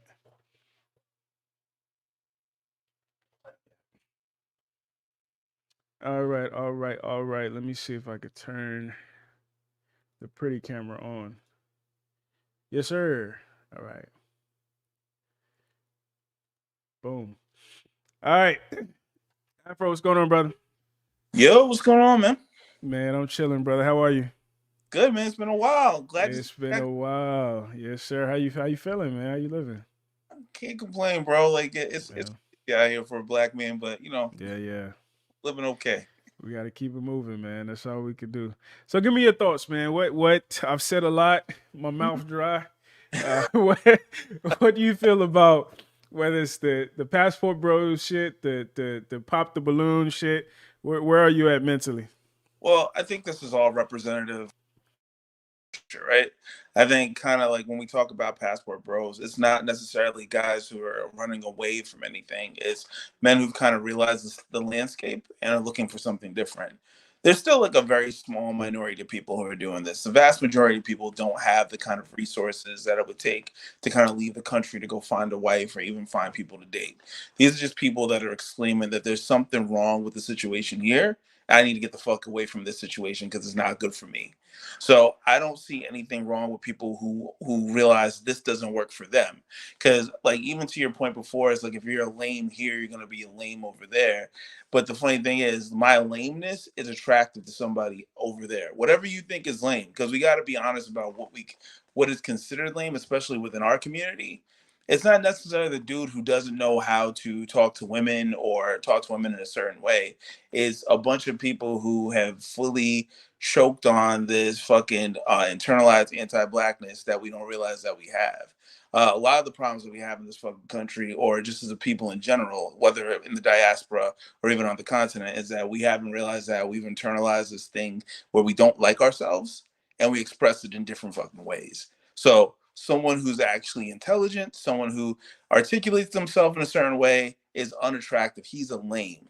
But in other communities, that dude is a smart, ambitious, Right. going individual. So, what are you supposed to do with that? Should you waste all your time trying to fit a toxic aesthetic that does nothing for you personally, does Yeah. nothing for the community, and you're trying to change the mind of someone who don't want to hear shit? You're trying to change the mind of someone you can't tell me nothing. How? What do you Right. do? And you're, No, are, that and that's a phenomenal point, man. I think and maybe, forgive me if I downplayed it a bit, but like another thing that I observed was, I mean, this is true for every else in the world. It's like masculinity is measured by your usefulness. Mhm. Um, Yeah, Here, it seems like masculinity is measured by your entertainment value, right? Like your ability. How theatrical are you? yeah, Right, and we see that play out with the type of men, especially in our community, who are rewarded. They are theater men, right? And it's funny, I talked about Drake being oh, our generation's Tupac, and people yeah, were looking at me like I was crazy. But like when we if you really peel back the layers of the music industry that we take so seriously as black folks, it's theater, from their personas to their disposition. It is theater. These are not thugs. These are not gangbangers. Oftentimes, like Rick Ross, they assume the persona of an actual thug or an actual gangbanger, played it up and repackaged that to us. Because again, we I think we crave reality to be indistinguishable from theater. Yeah. Right. And I think unfortunately in our community, because of the level of scarcity that we're in, we take this shit so damn serious. And people are looking at Drake and looking at Kendrick. Oh, Kendrick is realer than Drake. They're both theater. Yeah. They're both theatrical niggas. Maybe one is more authentic. Maybe one is like Denzel, who plays the same character in every movie. That's the best we can hope for. But he's still an actor. Is an authentic millionaire thug. That's bullshit. Them niggas are millionaires. They're far removed from any of that. And at one point they might have been involved in that shit. I don't know. But it's like you can't tell me that you live in a gated community and you're still on that shit. That's horseshit. You're not coming through. Can you hear me now? Yeah. Yeah, but you know, and the same happens here on YouTube. the same happens here on YouTube, and kind of like I was telling the other dude, like there's an opportunity cost for everything. Like people were acting surprised when Donovan was it Donovan Steele, it was Donovan Sharp. Okay. Yeah. Yeah. They found out that his wife was a single mother, and it was like Oh, shit was obvious. yeah. Or they found out she was old. Like you could tell the nigga don't get no bitches, but he's selling the image of the alpha male that people want to see. Or when what's his name from Fresh and Fit was found out to be paying for prostitutes. Not Myron, the other one. Myron was Oh. on. Yeah, Myron's paying for women. It's like, of course he is, because he doesn't get. So the advice, I forgot who said this, but like you can Google and you can tell me what the 16th chapel looks like. You can tell me what paintings are on the wall, but wisdom is the ability to tell me what it smells like. Like a lot of people who are talking about this stuff, they don't know what they are talking about. They are playing a character. And unfortunately, like a part of me doesn't even blame them, because you have to play a character to be successful in these spaces, because the demand is for characters. The demand in our community in particular is for theater. We But don't want the truth. but it's kind of like, and I was thinking about what the previous gentleman said when he was talking about beauty is a powerful motivator, right? It brings me back to the idea is like motivator to do what exactly? Mm-hmm. Who are you appealing to? Who are these fucking mythical people that you give a shit about? Unless it's about commerce, and that's totally different. But if you are trying to deliver a particular message, who are you delivering it to? Right. Not going to reach everybody. So it's like, who's your core audience? If you're more concerned about reaching a bunch of people who don't know how to read, because they don't have the ability to decipher or understand anything, why are you wasting your time on them? The people you want are people who actually do want better for the community, if that's the overall goal here. So it's like, yeah, beauty is a motivator to do fucking what? Like, exactly. I'm not saying that it's not important. It's part of the pillars of the things that you need, but it's not even in the top 5. If she doesn't have peace, if she doesn't have good credit, man, listen. Like, yo, it's listen. And the thing is too, I remember there was I think it was a Soft White Underbelly interview. They interviewed a pimp, and he said, don't date the woman you like, date the woman who likes you. And I was like, yo, that's high level. because not only is it high level because of, like we can get into the intricacies of that, but what you also start to realize is, going back to the car analogy, right? You don't actually want the Ferrari. Number one, you have to drive the speed limit. So unless you're taking it, to Germany, that shit it might as well be a Prius, right? What you're looking for is actually the emotional validation of other people's envy. That's what you're looking for. Really? Because the car that you'll actually enjoy the most is the car that doesn't cut into your income every month as much, is the car that has better maintenance costs, is the car that you can actually drive when the road ends, is the car that can be a tool if a zombie apocalypse happens. Facts. Right? And you could take that same metaphor and put it in a woman. Because again, her beauty ain't gonna help you. you might make a case and be like, because of how pretty she is, I could move in rooms that I otherwise wouldn't be able to move in. But again, if she can't set up place for you, you just in that room. Nobody, fam. I've been working in corporate for a long time, and I'm telling you this right now. Nobody gives a shit. The thing, like, and not to put my own business out there, but what makes my situation more like I don't want to say enviable, but makes people look at it more is that my wife's the CEO of something else. Like she runs an organization.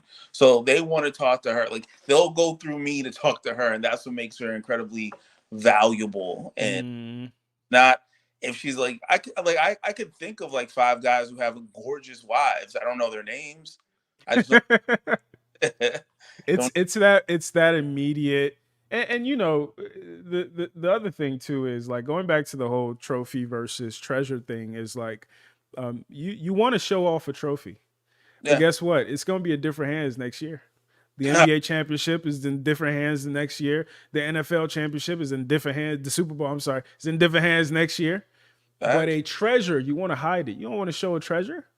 True. I got 50 pounds of gold bricks under my bed. I don't want you to know that. That's in a safe that is hidden away in case of emergency, right? And I think oftentimes, and we're not honest about this as men, like we are still adolescent in our evaluation of women's value. That's Right? real. We're looking for trophies, not treasures. We're looking for because the other piece too, I mean, not to be too crass, but like the thing that we are anticipating, the dopamine hit we're getting is in anticipation of the sexual pleasure she will provide us.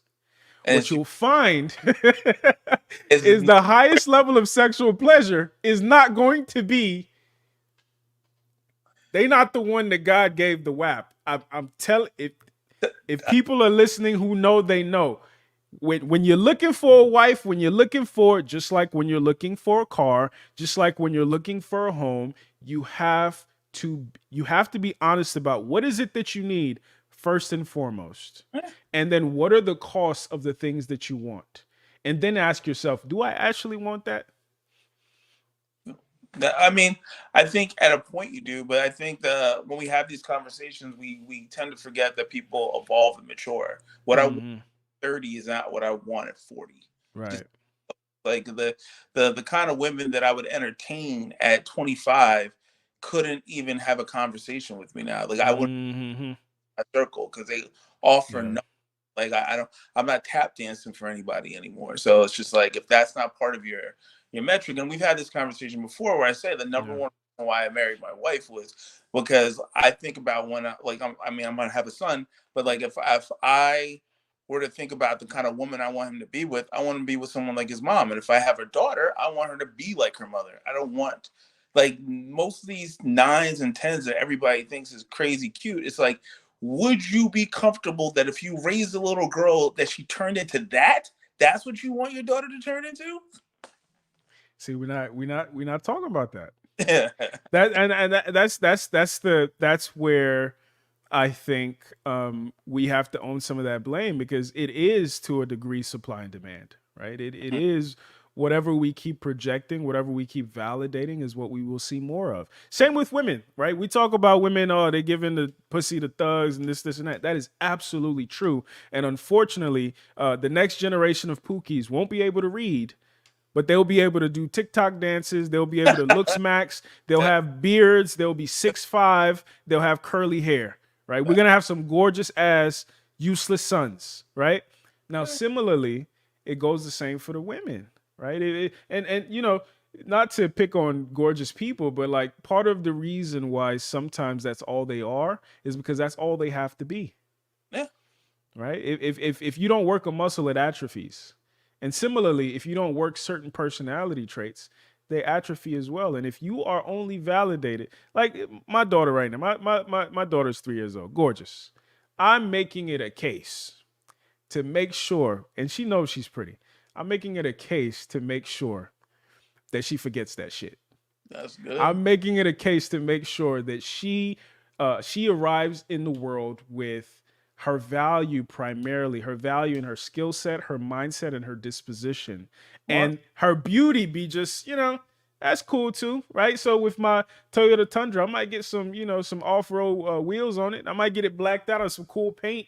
It's not in my face. You know what I'm saying? It's gonna be a pretty car. It's not gonna be a Ferrari, Yeah. right? But it's gonna be. I'm be able to tow some shit. But If the zombie apocalypse happens, I'll be able to. You know what I'm saying? That's Tundra what it's about. Tundra has way more value, more utility for you. Yep. And also, I mean, even literally speaking, the resale value of a Tundra from a percentage standpoint is far greater than a Ferrari. I love these car analogies. Like, if you want to be a video on that, because this is very accurate. It's real. Yeah, it's real. You got a Tundra, you got a Tacoma. You could buy that shit today, put 200 miles on it, sell it, and get your money back pretty much. But a Ferrari, as soon as you drive it off the lot, because the other thing too that people don't realize about rich people don't want another nigga's Ferrari or another nigga's mansion. They might want the land that he built it on, but I don't want Diddy's fucking mansion unless I'm the biggest Diddy fan. If I can afford Diddy's mansion, I want to tear that shit down and build my own. Facts. That's real. That's right. Real. So all this, we watch cribs back in the day, or now it's like Esquire and shit like that, and we put so much, and even watching people, we put so much value on the aesthetic beauty, but it's like you get under the surface and there's nothing there. I mean, and not just nothing there in them, but it's nothing there for us. Well, it goes back to your point, what you were saying earlier, is that those things are fun to show off. Like I've rented out, like I think we did like a Martha's Vineyard trip to the Inkwell, like I think a couple years ago. At a really, really nice house, cost 10 racks. And that, I think it was a whole bunch of us. I ain't doing that shit by myself. Right. I was about to say, my boy. Yeah. No, but it's just like you do that. So when people come over, wow, this is how y'all living? Ain't nobody trying to live like that for real. Nope. It's cool for other people to come over and look at it, but like I say, I only need a bedroom. You don't want to clean them counters. You don't want to vacuum that carpet. You don't want to mow that grass. You ever seen a big ass yard? You're like, who the fuck is mowing this shit? But if you have a certain amount of money, I'm gonna get somebody else to do it. But like, from a metaphorical standpoint, you have to consider what is the opportunity cost of a big ass house? What is the opportunity cost of a fast ass car? And do I actually want the cost? And I think the difference with mature men and adolescent men, at least as I've transitioned from adolescent to mature, because I'm the same way. I want a pretty ass woman too. Yeah. But it's like you have to become more honest and familiar with what it is that you actually want, right? Wait, and I'm curious, when you said you want, how pretty are we talking? Like, do you want a girl who just finished nursing school, looks good, willing to be ambitious, or do you want somebody who makes money off her looks? Because there's levels to this shit, right? Like, it's not just this is where I'm at. I think that have you heard this whole thing about the BBL smell? No, what the fuck? Yeah. Google it. Yeah, BBLs apparently have a smell, and there are various theories about it. Right. One of the theories is, if you grew up with a pancake butt and overnight you get a massive ass, you are accustomed to cleaning a pancake butt, so you don't know how to clean a massive ass, right? So that becomes a smell over time. The other theory is, the sutures leaking, and it's a liposuction, and then putting it back in your ass, like it creates a smell, like just a hospital smell. So for me, I think obviously, part of beauty is, I look at it as like a video game, right? Like when you're playing 2K, when you're playing some fighting game, you have like attack, defense, speed, shit like that. And the little thing can move to, the web chart, I think it's called. Yeah, depending on how you maximize each skill. And I think like bone structure is a part of that. I think that body is a part of that. I also think like movement is a part of that. Now, the next things I'm about to name, like movement, are as I've matured. Movement, speaking voice, skin texture. Jesus. scent, right? So I say that to say I've seen bad bitches with the bone structure, with the body structure, but she smells like Black and Miles. Done. I've seen bad bitches with the bone structure, the body structure, but her ass is hard. Done. Yeah. Every fat ass, this is the most wise thing I'm gonna say tonight. Every fat ass is not soft. I mean, Every fat ass is not soft. unless it's fake, it's gotta be fake then. No. Some women just muscular. Oh Some shit. I'm African. Some Ghanaian women, the shit is pop pop, but the shit hard as a motherfucker. It's hard as a rock. Huh. So that matters. Or you see a woman and then her skin texture feels rough, or it doesn't feel like I remember it was in college, but there was some random white girl, and I shook her hand, and I was like, God damn, her hand was the softest thing I had ever felt in my life at that point. It's different, right? And the same goes for vagina and all that good stuff. So I say all that to say, my analysis of pretty has matured as well, right? My analysis of, so what matters more to me now than like the tangible things that she had no control over are the intangible, I'm sorry, are the tangible things that she does have control over, right? How does she take care of herself? How does she move? How does she feel? Those are what matter more than just So bone structure and body. I mean, I only go to you because you're a role model. Like, I mean, you have like tons of followers, so people follow Mm. and listen to you like crazy. So I'm curious in the listing of the things, because since we're talking about this, like when we talk about Pop the Balloon and like the people Mm. that I'm curious as someone who's thoughtful, who thinks into it, when you're like when you're kind of putting these things on a list, where do you put this pretty then? Like, you're going down your top to your Mm. bottom or to your number 5 or number 6 on the list. Where does pretty rank on that? Because if someone as thoughtful as you has Mm. all the way up here, then there really is no hope for a lot of motherfuckers. Well, so this is when I was in Colombia, I thought to myself, like, I really want my brother to come. And not so he can go get him a prostitute and have a good time, but so that he can become desensitized to pretty. Mm. Like Mm. I think as a man in particular, and not just with women, but every other pretty thing in life, I think you have to a certain degree become desensitized, right? I think that um, for me, one of the freeing things was learning the distinction between attractive and attracted, right? When I was, younger, 20s, teenager, I only considered if she was attractive. I never considered if I was attracted, Mm. right? So then I would fixate on if she likes me. I never considered if I liked her, That's right? right. So these additional things that I've added to my evaluation of pretty are in an attempt to make that distinction for myself, right? But pretty still gets you in the door, right? But it doesn't get you any further for me. Okay. Nice to look at, cool, right? This going back to the car analogy. Oh, it's a beautiful car. What's under the hood? Because How many? that's what I have to deal with. Yeah, I mean, mom.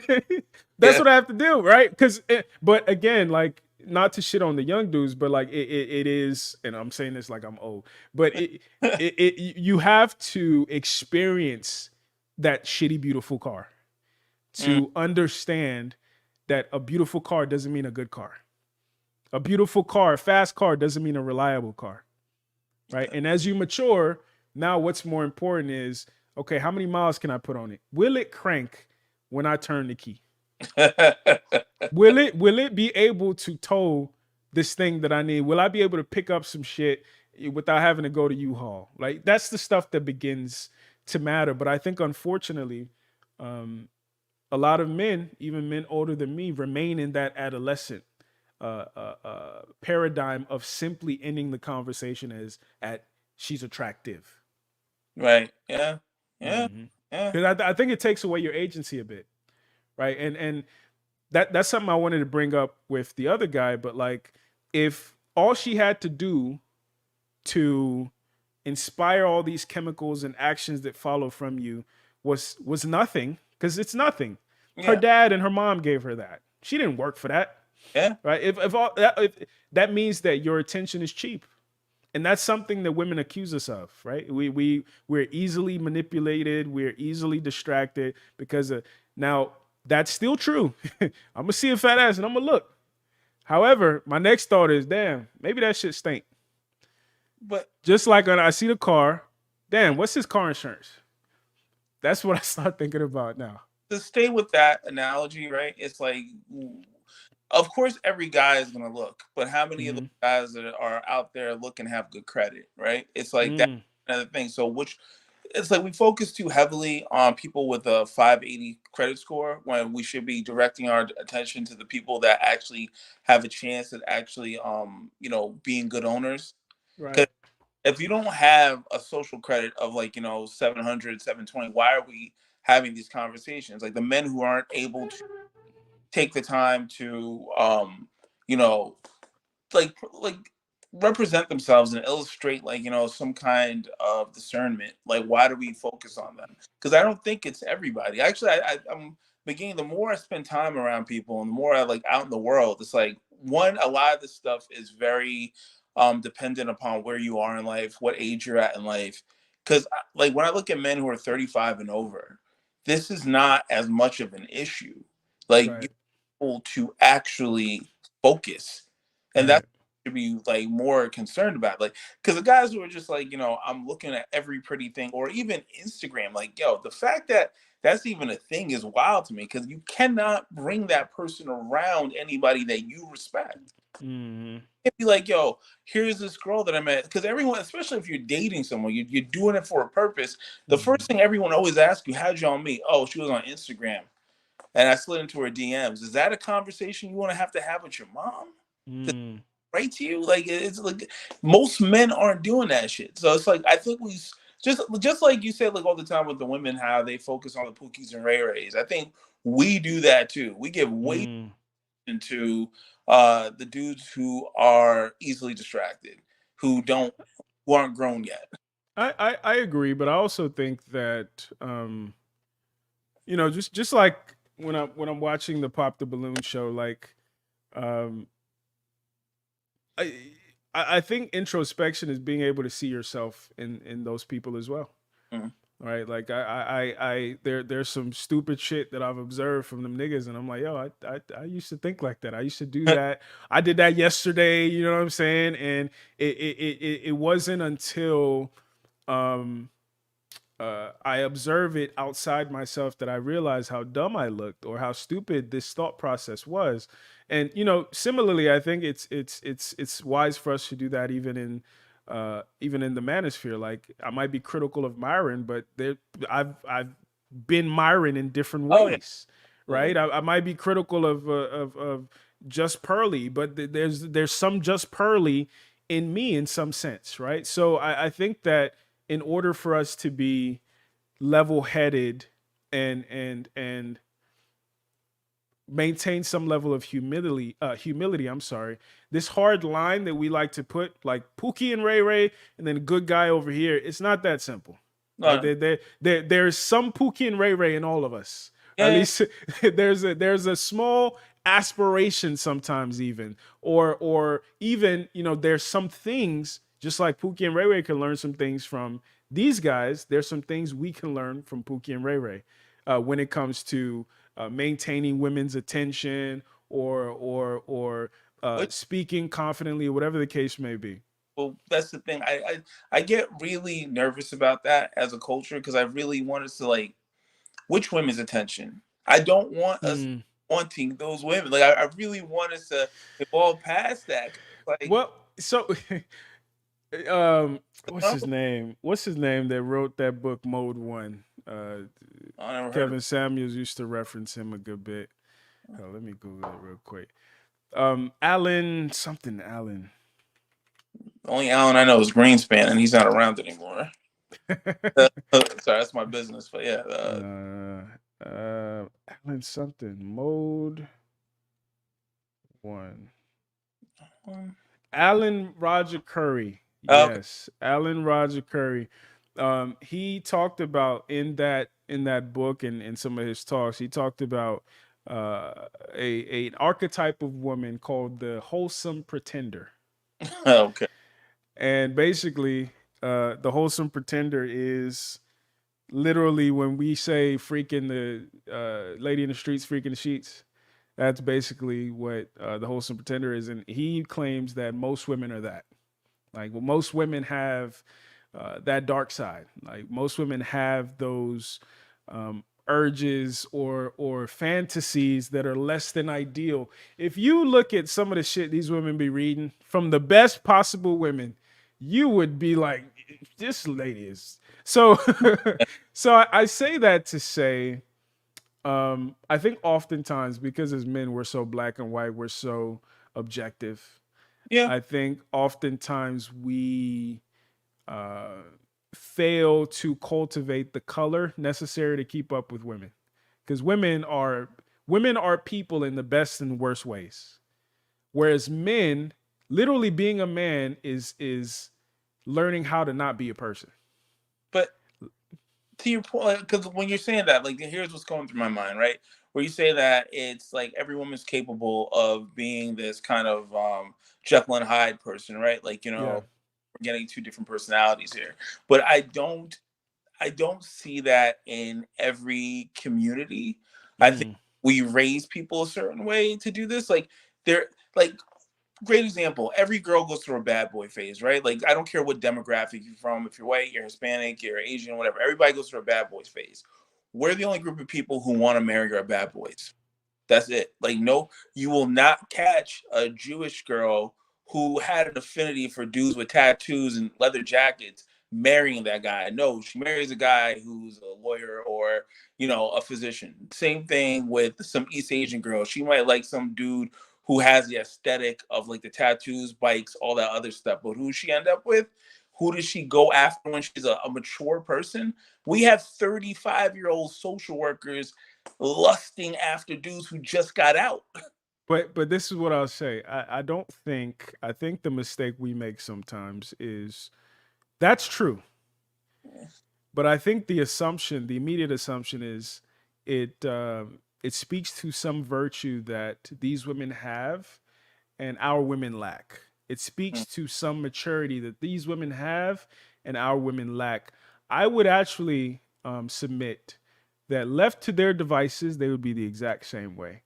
I think the difference is they have checks and balances that our women don't have. Mm, They have active fathers. They have structured cultural systems that not only mandate these institutions, but mandate and reinforce the necessity for it. Right? that's Our culture doesn't reinforce the necessity for it. So all we're left with is love is for marriage. mm, That's not in the Indian community. That's not in the Hispanic community. So it comes out as if the Hispanic women, the Indian women are better women. The I was watching lead attorney's stream once, and he said that in his career as a divorce lawyer, the nastiest women in the divorce court are Asian women. oh shit. He said the most brutal women, when we talk about she took me for everything I had, it Uh, is Asian women. Now, is it any surprise no, not at all. that when No, we're not at also talking about the most feminine, the most docile, it's also Asian women. It's both two sides of the same coin.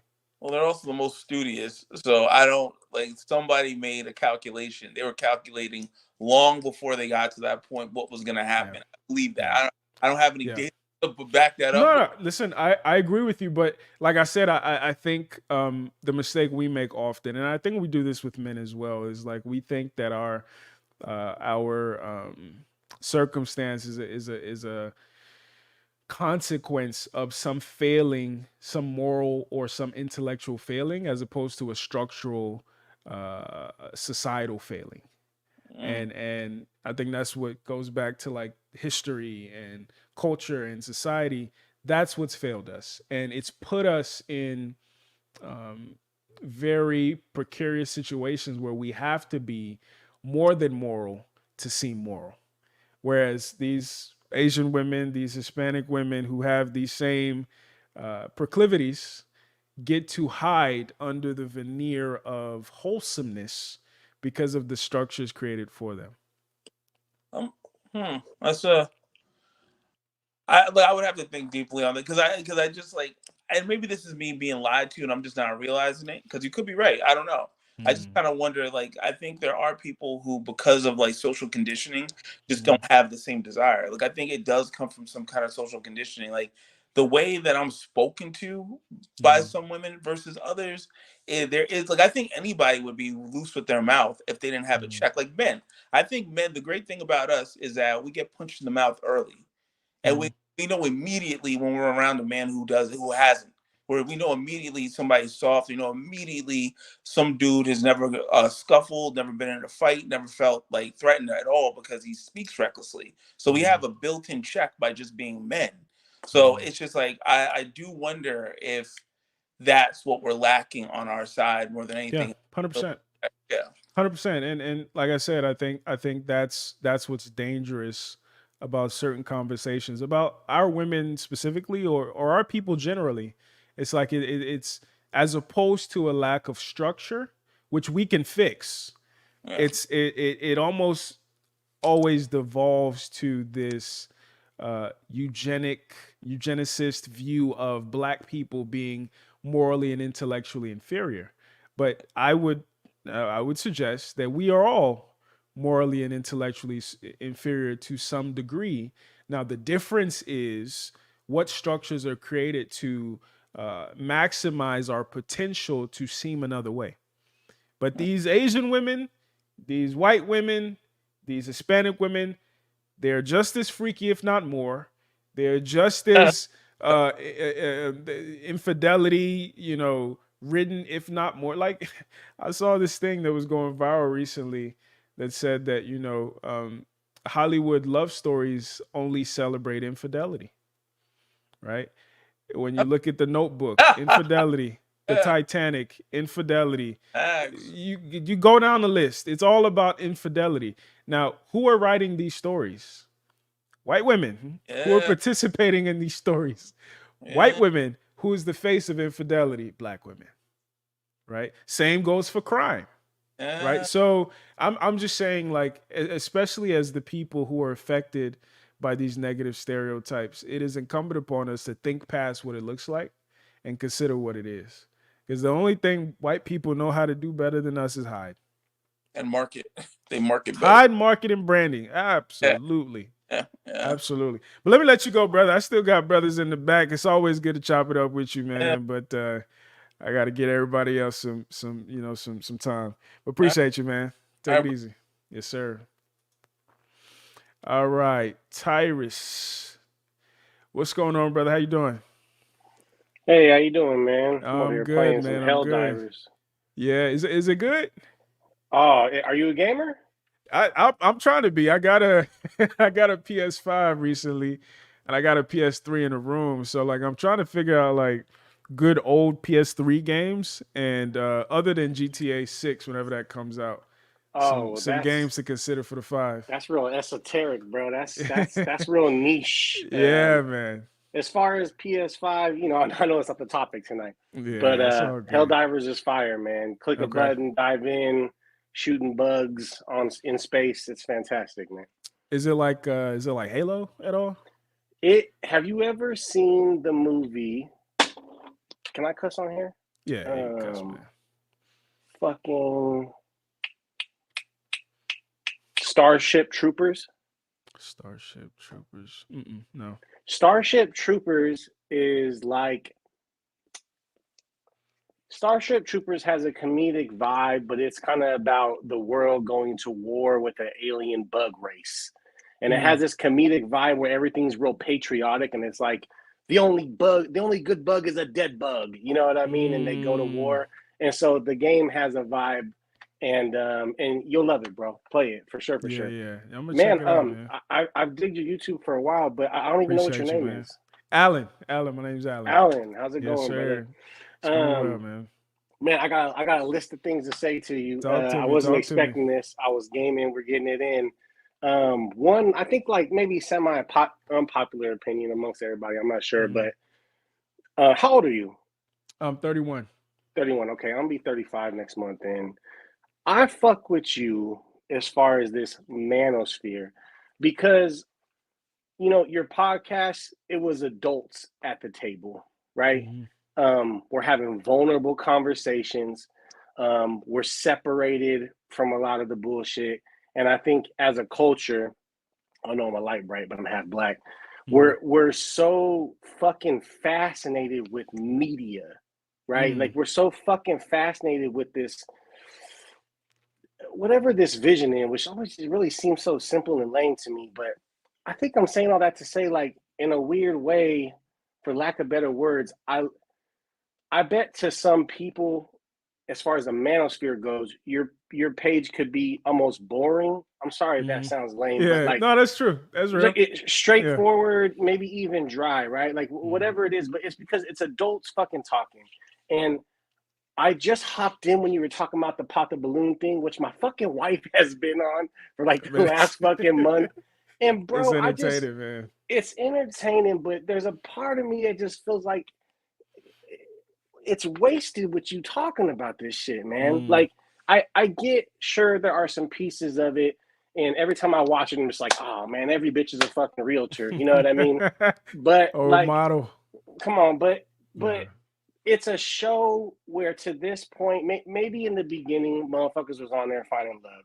But at this point, bro, it's influencers having their little minute, getting their shit or whatever. So for me as a grown up on your page, enjoying your shit, I want to say that to the young man and to everybody, that consume it as entertainment, but I don't think that you should even expect to get that shit when you're meeting a black woman, and sure, it doesn't trickle down, but like that's a lot of the issue with us, bro, is like we're constantly consuming this shit, and we want to view the world through this lens of our fucking phone, but it's just not the I talk to my niggas, and like if we talk about fresh and fit or whatever, like I think for me, the red pill stuff and the manosphere spoke to me because there's an inner high school loser in me.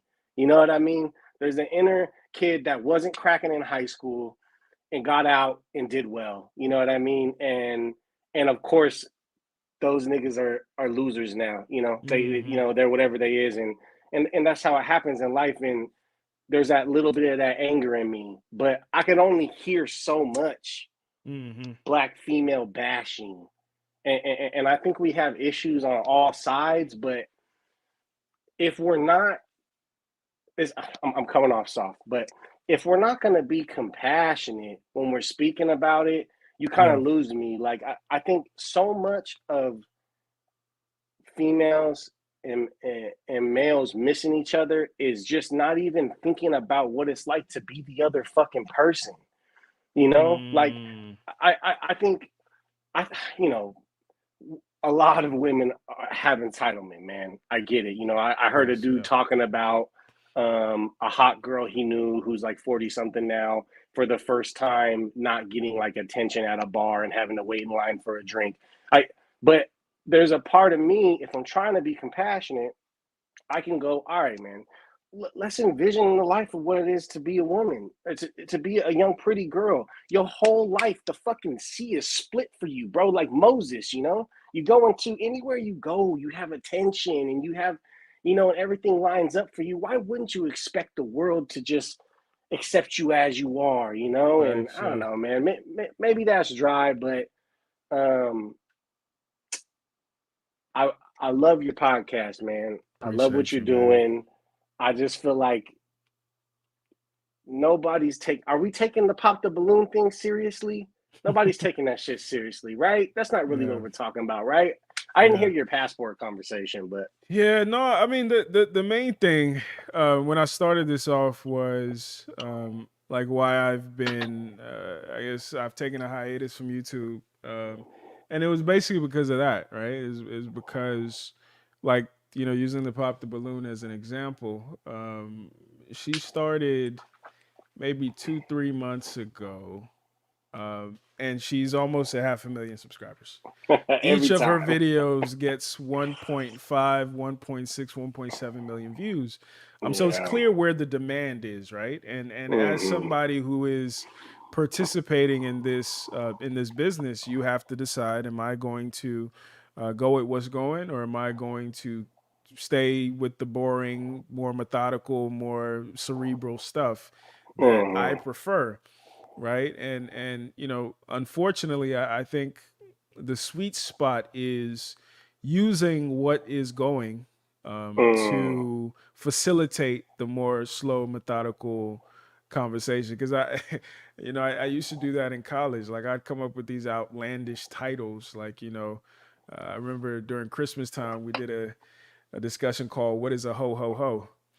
and and the vice president of the school called me into his office. He was like, "Hey, Alan, what you got, big white man?" He was like, "What you got going on?" And I explained it to him. He was like, "Oh, okay." But again, unfortunately, you do have to put the medicine in the candy, as it were. So I I got tired feel of you. doing that, but if I'm I gonna feel come you. back and try to have some impact, I have to speak to people from where they are. Uh, I get it, I man. wish I I get didn't it. have to, but yes, it's Nah, the case, I'm bro. I'm afraid you're going to the dark side. You know what I mean? But Nah, I'm not. I even feel like that about rappers, man. Like I think Yeah, that's why um people fuck with Kendrick so much. You know, it's like, yeah. or hey, do you know who Locksmith is? I think I've Great. heard the name. Is he white? No. He's Okay, then probably I don't black say. and Middle Eastern or some shit, but Oh, phenomenal he rapper. does. He freestyles in the car. Freestyles in the Yeah, car. yeah, I know Yeah, you're but talking he's a about. Yeah, battle yeah, rapper, all the yeah. above. But I think my analogy is I think Kendrick is palatable to us because he rides that line of what you're saying. You know what I Mm-hmm. mean? Where it's like Yeah, enough hood shit, yeah, enough speaking about real issues, intellect, things we need to work on, but not yeah, using big enough words. Whereas like yeah, Locksmith is like reading an encyclopedia and sure it's for yeah. the purists, you know what I mean? But Same with, I mean, you talking about battle rap. Same with Loaded Lux. yeah. Loaded Lux, you gotta rewind and rewind and rewind, triple entendres, quadruple entendres, and unfortunately, I think one of the realizations I came to is like I like to think of myself as an intellectual, social justice warrior, whatever. But at the end of the day, from the perspective of YouTube, I'm an entertainer, right? The people who are Mm-hmm. watching right now, the people who are watching on Instagram, they're watching for entertainment. And unfortunately, fortunately or unfortunately, um, entertainment traditionally is something that allows you to turn your brain off, not on, Mm. right? So as critical as we are, and I've been, of people wanting me to be more bombastic or whatever the case may be, like I'm not giving them what they are used to entertainment being. And for Mm-hmm. YouTube, you're tuning in for entertainment. There's a small group of people, and most of them are watching right now, who are entertained by the stimulation of their brain cells. But the vast majority of people, they want simple answers to complex questions. Yeah. They want hyperbole. They want, fire and brimstone. And, unfortunately, I'm not that good at that. Maybe one day Nah, I'll get that's good. You know real what I'm shit, saying? man. But I get yeah. it, and you should be able to blend both, you know. And I Right. think, I heard you talking about bringing the podcast back, and I would imagine that would be a good way to make it happen. I Yeah. think that your Yellow Flag series was a really great bridge of that. You know, Appreciate it, it's man. the topic, but I just found, and I mean, I guess I'm an old man already. You know what I'm saying? But like, I found it so fucking interesting, you know. Yeah. But I do want to comment on it because I'm a tattoo artist, Talk to and me. so I heard you bring it up. Yeah. I mean, I'm gonna say my part. I don't really think I think unless you're an enthusiast, you probably wouldn't know the difference. But there's a part of me that wants to say bad tattoos are a red flag. Mm. Sure. And yeah, I don't think you have any tattoos, do you? I don't have any. All No. right. It's unless you're an enthusiast, man. It's not really gonna happen. You're not really gonna be able to pick up on it. But as an artist, somebody and an enthusiast, somebody who has a lot of really good tattoos, really it just means that they have money. And I even think that it says really good characteristics about them, man. I have my whole back done, right? My shoulders all the way over my ass. One big gigantic painting.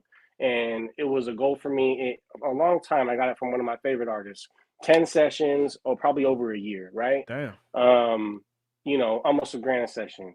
And so there's the money part, but also there's the dedication. I think there's a reason why all type of cultures get tattooed, not to get no spiritual shit, but there's a reason why it's important to us. But at the end of the day, you have to sit, you have to go through the pain, you have to make the decision. And so I think that there can be some strong characteristics that can come from somebody that's completely tatted. But I'm also with you though. It's like enough is enough. I think there's a difference. I don't know if a tattoo enthusiast is a red flag, but I see why you put it on there. And I don't really know if you would be able to tell the difference. If I had one chick right here that I was like, oh, her shit's fire, and one chick right here, I don't really know if you'd be able to tell the difference. So maybe it's lost on words. For me, it's less about the actual like quality of the tattoo, and it's more about, because I talked about in the video. It's like I believe, and you're more than welcome to prove me wrong, but I believe some people, especially the people who like are whatever you would call overly tatted, it is like it's a therapeutic experience for them, right? There's a pain therapy, right? So there's a percentage of that. Yeah. So for me, that's why it's a yellow flag, right? It's a reason for pause. And then the other piece too is I do think, and maybe this is this distinction you would make with good tattoo versus bad tattoo, but I've seen a lot of people want a tattoo simply, like if they're being honest, simply because it's now mainstream and it's now cool. Absolutely. I want a tattoo really bad, and I'm going to think of some some intrinsic value or some sentimental thing I can put on it to validate me spending this money that I might not actually have, or doing this that I don't really need to do, but I'm doing it because I want to be cool. So I'm gonna say, oh, this is representative of my grandma. When if you showed your grandma don't even like tattoos, right? You just wanted a tattoo. Tell the truth. You wanted a tattoo because you think it's cool now, and it's only gotten cool in the last like 20 years, right? And now you're just making so.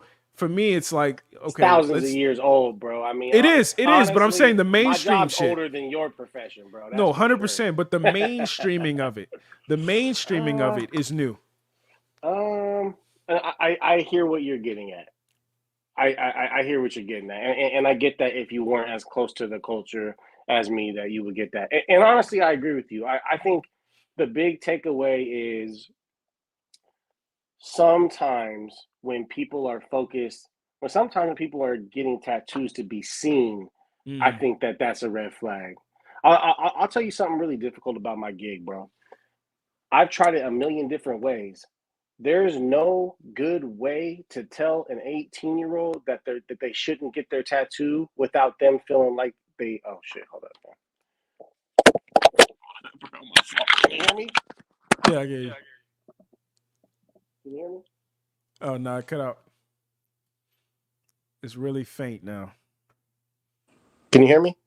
Oh yeah, there you My go. fault, man. The AirPods died. But my point is there's no good way to tell an 18-year-old that their tattoo is a bad idea without them feeling like it's stupid, or that I'm saying they're fucking dumb, And so this shit's about money to a lot of people, bro. But for me,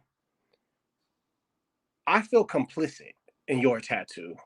I'm in Austin now. I'm from Denver. Just before I left Denver, I had a young white boy come in and try to get, this is not a joke, with his older sister, try to get the communist symbol tattooed on his neck. And it was his very first tattoo, you know? And I'm like, bro, you want to be seen? I'm like, look, you're going to be a different person in 3 years, homie. Like, I get it. You know what I mean? But like, there's no good way to say it, let alone people's, bro. I've talked girls out of getting a name tattooed and then they were broken up 3 months later. So there's something there, you know, people get these things in different parts of their lives. And I see what you're saying, and there's probably a yellow flag even with an enthusiast somewhere, you know. But it can be difficult to read. But I'm with you. You know, when it's I don't think there's anything wrong with getting a tattoo, because there's cultures where they get them, you know, face tattoos just to enhance their beauty. That's what they say. And if it has a great meaning, whatever. I don't think there's nothing wrong with getting a tattoo because you think it's sexy. But there's a kind of a difference between that and being 22 and getting, like you said, your grandma's name on you or some shit. It's just to look like a music video, man. These niggas watch too many music videos, bro. I don't know what's going on, man. Exactly. And you know, that was, I think that's why I called the series Yellow Flags, because it's just, I don't think we pause enough when we're considering our mate choice, or even like somebody we're interested in. We don't pause enough to reflect and consider, is this shit gonna work? And you know, even with that, like one of the episodes of social media, like the main issue, if I had to like oversimplify, the women that are problematic or women that give men the toughest time, is women who are more concerned about the external world and you know, impressing social media or their family or whatever, than actually nurturing a good and productive home. So you know, tattoos aside, hair aside, all that other shit aside, it was really, let's focus on that. I mean, yeah, bro. The Instagram shit has got it. Young men, the Instagram shit's got to be an immediate fucking red flag, bro. I mean, unless 100%. She's like, you know, if she's showing anything, 100%. It's like I just can't. It was so important for me, but I love. I'm not gonna say it to my wife, but I love your car analogies, bro. It's hilarious. And it's so funny, man. Bro, I got a 09 Honda CRV. I bought that shit $8,000, 85,000 miles last year. I'm like, no problems. Hey, bro, my new daughter, 2 months old, she fuck around and be able to drive that shit in high school. Facts. You know what I'm saying? Facts. But I think it's something. It's weird. It's very taboo, and I would never ever want to make my wife feel a type of way or nothing like that. But there is something to the point of like, the person who's your forever person is probably not going to be the hottest person you fuck. That's visually. You know what I'm saying? And that's on both sides. You know what I'm saying? I remember watching like an Amy Schumer movie. She's whatever, but she made some joke like, they were talking about like the best sex they've ever had, and the one chick was like, "Yeah, that dude's always in jail." She was like, "I was thinking about reaching out to him." You know what I mean? And so they have their own version of that. You know what I mean? That's on both sides. That's for us too. You know, we're not we don't get them the wettest. You know what I mean? Whatever it is, you know, maybe mentally eventually, maybe that's a stretch, but there's something to that when you're thinking about your forever person, and it's okay to not be there. You know what I mean? But I like your analogies with that. That's right on point for me.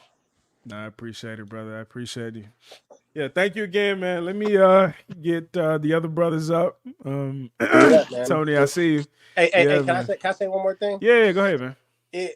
I find it I get, because you know, I feel like I have the inner hater in me, right? I got that I got the high school loser in me, you know. And I think that, and maybe people relate with that, with the reason why the manosphere preached to me. But when things are too heavy on the women, sometimes it's hard for me to digest. And I get that they're the gatekeepers of it, right? But are you familiar with Roland Fryer's work at all? Roland Fryer, no. Roland Fryer is an economist. I think he went to Harvard. He just did like a whole piece about the truth about police shootings and actual black deaths in America and all that stuff. If anybody on here hasn't heard about Roland Fryer, please. Is he like a black dude with dreads? Yep. Glasses, really cool. I know you're talking about. Yep. I You saw a know, clip. He was saying it's not what people think it is. Yeah. yeah. And I think he did a piece about the economics of grades in Black culture, and I just maybe it's like simple in my mind, and I don't know if we should be focusing on the women or not. But there's a part of me that's like, until we're like these other cultures where grades and like good jobs gets girls' pussies wet, I don't know where we're gonna go. You know what I mean? Yeah. Or like, that shit's important to like Asians, right? Maybe it doesn't make their pussies wet, but like, I was about to say it doesn't. but I Yeah. think it's what you said. What you guys were arguing a little bit about culture and about morals, which honestly I feel like is the same thing a second ago. I mean, they got to be one after another, and I mean, I guess just the answer is fathers. I don't know if I reduce it down, it's probably that, but it's like, why are our culture is okay with single mothers, man? Like, that's like a really simple piece of it. I don't know what's going on. I don't know what the economics are of the Black women and us having kids, and what that has to do with our spiral of this dysfunction. Does that make I sense? mean, just yeah. I mean, you was going back to the whole Colombia thing. I think you could similarly say Colombian culture is okay with prostitution. Mm-hmm. I don't think that's the case. The Right. Japanese as well. Right. I don't think that's the case. Japanese, maybe that's different because that's like the prostitutes, they're different over there, right? Mm-hmm. But I think oftentimes a lot of the bullshit becomes so normalized, it's indistinguishable from culture. It's the indistinguishable from real shit. And in our culture, because of how Black men in particular have been emasculated, have been killed, we've had to make peace with to a certain extent. We've had to make peace with the women being the only visible leadership and authority figures. And I think over time, these are the consequences of that. Yeah. Yeah. But let me let you go, man. Do you Excuse think, me. G? Hey, I appreciate you, Yes, sir. homie. Appreciate you, I'm man. gonna shoot you a few bucks. Have a drink on your boy. Appreciate you, man. Thank you, All right, man. homie. Take it easy. Yes, sir. All right, y'all. The back is closed, so I'm gonna knock out these brothers who are up here because y'all have been patient. Yeah. So if you see the link in the bio, let me remove the link from the bio. Not the bio, the chat. So after these three brothers, we will call it a night. If you have been up already, I want to thank you again. All right, Mr. Harris. Let me get my boy up. What's going on, my brother? Yo, what's good? What's good, man? How you been? Man, I've been good, boy. That's what's up, man. That's what's Yeah, up. man. I ain't come up here to talk all long, man. Talk to me. I just want to say, man, keep being boring, as they say. You know what I mean? Yes, Um, sir. I don't find your shit boring. Um, it's very entertaining to me. Mm-hmm. I don't know about other people, whatever, Right. but it's a lot of things that's going on with Black men and women, and I just wish the divide would I wish that we stop being so divided and stop being so adversarial. If Mm-hmm. that's am I saying it right? Absolutely. Being Yep. so yeah, like being like all I see it you're needed, man.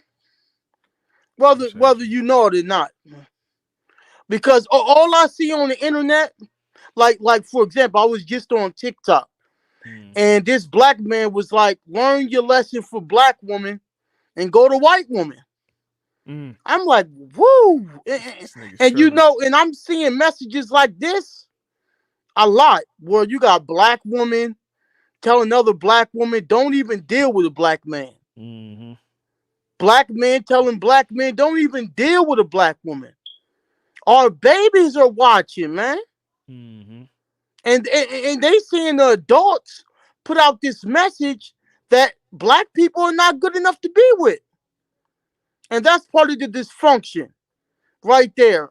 putting out anti-black messages to the community. Because if you're willing to cut off all of your people, that's anti-black in itself. It's facts. That's anti-blackness. I mean, ain't no black person good enough for you? Ain't no black woman good enough for you? Ain't no black man good enough for you? You got 22 million black women in this country, and you gonna cut them all off? That's crazy to me, man. I didn't come here to be long, man. I just came up here because I ain't talked to you in a minute. Yeah, man. It's been a while. It's been a minute. And I just want to appreciate your channel. Give some thanks to your channel. Remember, the tortoise won the race. Yes, sir. Okay. Yes, sir. Just because things are slow, that don't mean you're not going to go far. Yes, sir. The tortoise won the race. So, the content is very needed. All I see is degeneracy on social media, black dysfunction. It seems like the worst of us is getting all this attention. The ones that want to push the hate and divide is getting all this attention. And it's making me mad, man. Yeah. It's making me mad, and it's pissing me off, man. And it's very depressing. Yeah. It's depressing. Because the reason why I subscribe to your channel is because you seem like a black man that love black people. That's why. That's it. If you wasn't a black man that loved black people, I don't give a fuck if you was right all day long. I wouldn't subscribe to you. Because at the end of the day, your having love for black people trumps all. Right. You got these Negroes who don't care nothing about black people, but they able to talk about history, throw out stats, throughout this, throughout that, and they'll say, "Well, I'm just telling the truth." I don't give a fuck. You don't care about black people. Yeah. And I'm not going to follow you. Period. So yeah, man, I just wanted to come on through, man. Shout out to all the brothers in the chat. Appreciate you, my brother. To the black woman, shout out to you.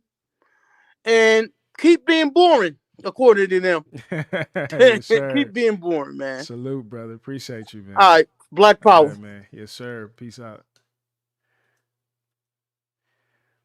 All right, Tony. Hey, What's going on, brother? Appreciate your patience, man. Good Lord. Yes, But nah, man, we good, man. So, to your point earlier about how there's this undercurrent of people when they choose a partner, they being a little unrealistic. I'm 35, right? So when I started high school, that was before social media really took off, right? It was after like 10th grade. Once 11th grade hit, everything was different. Everything was completely different. So the thing about it is, regarding this idea that there's there's a thing that's missing from what you see on social media as far as the male female divide, especially in our community. It's nuance. That's what's missing. There's no nuance. So basically, where two things can be true at the same time. So to speak on the Pride Cat from Philly, because I'm just down I-95 from him. I'm in Baltimore, right? So I could tell his accent, but to his point regarding you gotta have love before you can speak on like the issues and bring up statistics. The thing about it is, some of us that speak on that, we got so much love for our people that we willing to call out the bullshit as we see it. Like, I love my people enough to where I'm gonna call out the bullshit as I see it, because like I said, I'm 35 years old. All right, yeah, I was a bit of a square coming up, but I also knew how to code switch, right? Like, I can speak like with a Baltimore accent, like, hey, you're dummy, like blah blah blah blah. But then I could also say that I can ascertain from what I've from the things that I've read, that there is a bit of dysfunction. So to put a point on all of what I'm trying to say is that most men are told when they begin dating what they qualify for. Mm. We're told, whether you're too short, too broke, your dick little, you ain't got no swag or whatever, which is the dumbest arbitrary indicator of whether or not somebody will be a successful mate that I've ever heard. So what do? We like, okay, I'm gonna get some bread. I'm gonna, shape up in the gym. I'm gonna learn what I can learn. I'm gonna maximize whatever it is that I have, learn how to dress, etc. My thing is this. I make six figures at my current position. I just purchased a home. Okay. I'm ex-military. Don't have a record. None of that. Got good credit. I find myself a bit shortchanged. And I think a lot of those who are passport bros do the same. Mm. That these are our options. Okay. Either they have children, they're grossly overweight, they don't take care of themselves, yet they still have all of these unrealistic expectations. Because my father tells me this: a man has to earn his worth. A Mm. woman is born with all the worth she'll ever have. Now, regarding what you're saying, societal and structural issues, we can get into like systemic racism, etc. That's true. But on the flip side, where is the concept of individual responsibility? Mm. Women still code access to sex in whether or not you're going to continue your line. Mm. And let's just call it what it is. When you see, especially in our community, for those who got their head in the books, for those who actually go to work every day, for those who trying to grind and make something for themselves, we are invisible. And so when we do arrive, when our ship does come in, that is why we look with contempt upon some of the women of our community, because all they gave us during that whole time was a ass to kiss. And in other cultures, the man that's doing those things, becoming an architect, engineer, technician, electrician, whatever, because he builds something and because this culture recognizes that's what his value is, the women are checking for him. They're Mm. checking out when he's studying for those exams, when he got to eat ramen noodles every day because he's trying to make ends meet. Somebody's checking on him. So when he graduates, when he tosses his cap, when he signs on the dotted line for his contract to start working, he already has his equivalent, his female equivalent, right there by his side.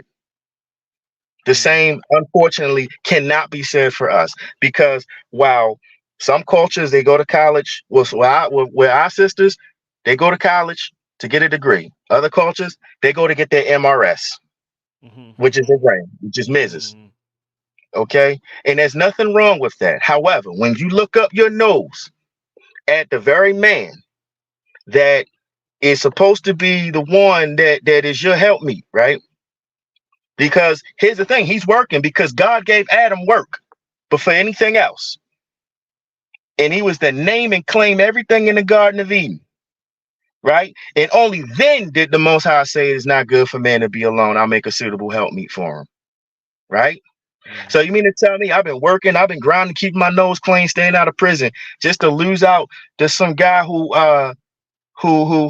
got felonies and kids all over town? I'm sorry. I cannot have any sympathy for you when life hands you the receipts of your decisions. So I'm gonna wrap this all up real quick. Uh, you have every right to be attracted to what you're attracted to, but understand that there is a consequence behind it. Mm. There is a serious consequence. So that's all I got. Yeah. Nah, Yeah. you made PowerPoints, my boy. Appreciate you, man. Thank you. Thank you. Appreciate you. Yes, You sir. stay Take up, care of man. yourself. Yes, You sir. too, brother. All right. All right. All right, Evan, you the last one, man. And then we're gonna close this thing out. What's going on, Evan? What's up, brother? Can you hear me? Yes, sir. How you doing? I'm doing fine. I've been Absolutely, watching you man. for a long time, and to Appreciate be you. honest with you, uh, I'm really into how you articulate your points, and I've Appreciate you. watched the yellow flags. I watched a bunch of your stuff, but I kind of wanted to hit the. I wanted to kind of speak on the passport bros just a little bit Mm, because of the fact that I myself just went out the country for like 2 weeks, not too long. mm, And because of the fact I picked up on some of the aspects that I'm not used to being in the US while mm, being overseas. So I think the perspective that we are not being completely honest with as guys are we state how much we want from our women to be feminine, and we that's just a quoted thing, just feminine. And then we start to kind of break it down as submissive and soft spoken and all these things.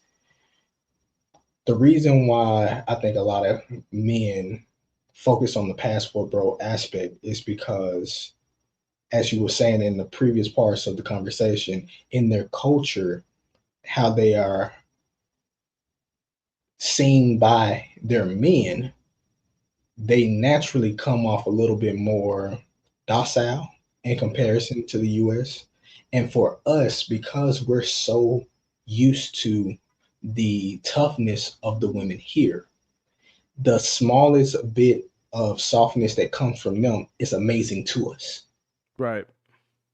So, even with that being said, we speak about how much we care about how they look and then them being feminine. But let's be honest.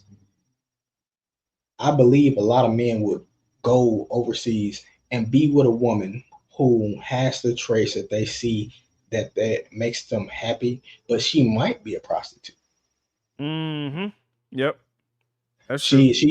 She might be things that you shame women here for being promiscuous and things of that nature, but Yeah. it's not the promiscuous actions of them here that's the biggest issue. It's the fact that they're unkind with it.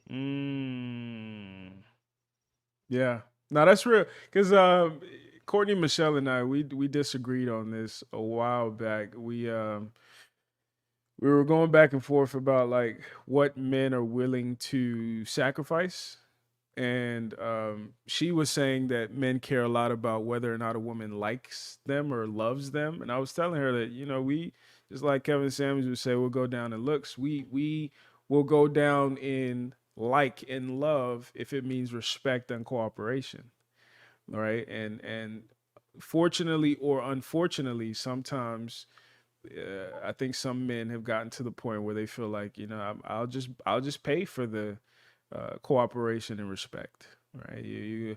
I was watching James Sexton and Orion Taraban. They had a conversation, and James Sexton brought up a guy that one of his clients, super rich dude, who was paying for certain like sugar babies, and he wasn't even fucking them. Like it wasn't even a sexual relationship, but he said it did something for him to know that he was their superhero because they would be stressing over bills and just like Mm, that, he would fix it.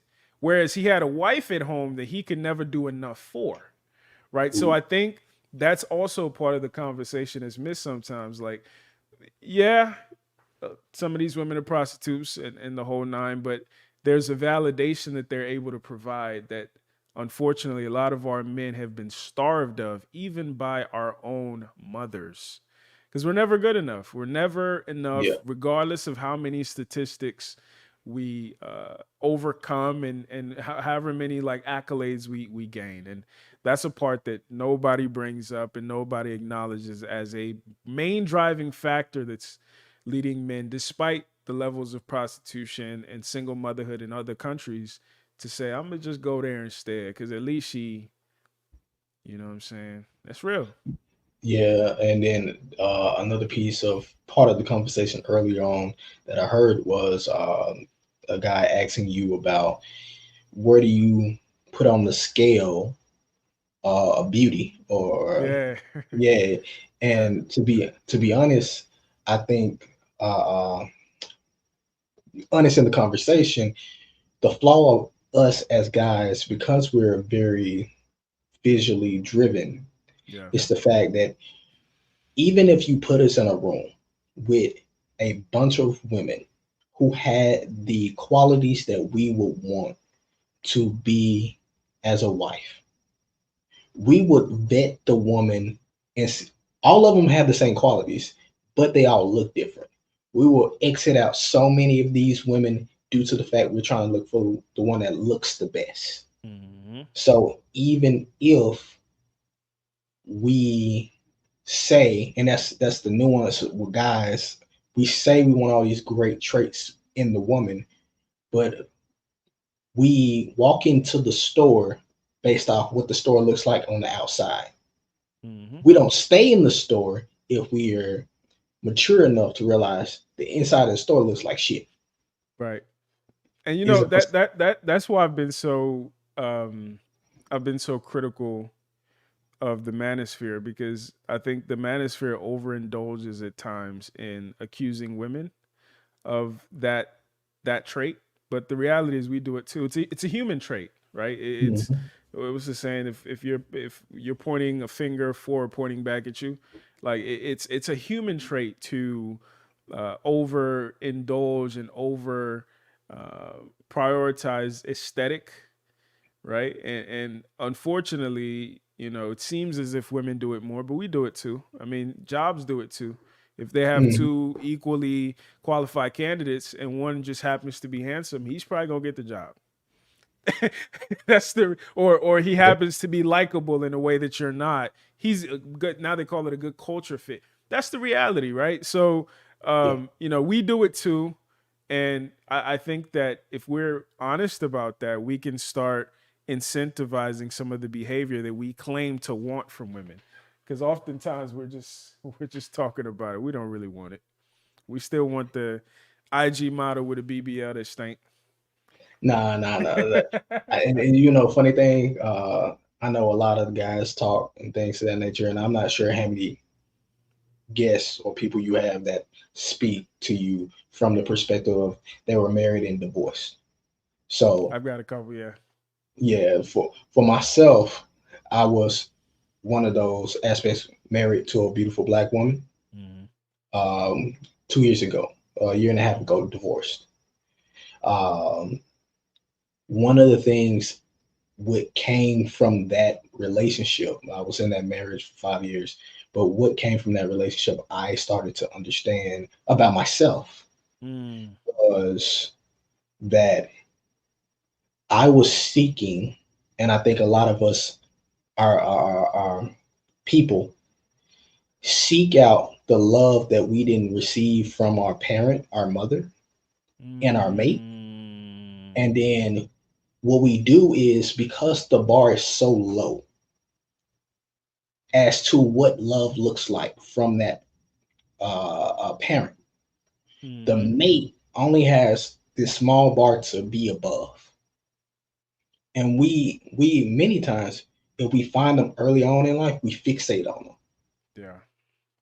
So, um, with that being said, I have realized when I was going through divorce and I went through therapy and things of that nature for myself, I said, hey, I even called up one of my boys and said, yo, I think I got a problem. I don't pick people that care about me. I pick people that I can care about, and I'm fighting for them to care about me because that's what I grew up in. Facts.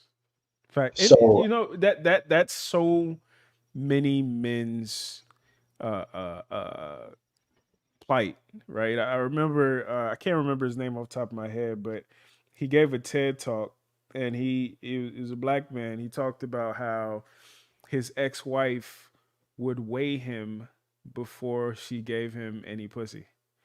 Like she wanted him to lose weight or he wasn't gonna get no ass. And apparently she ended up cheating on him and the whole nine. It was just like obviously.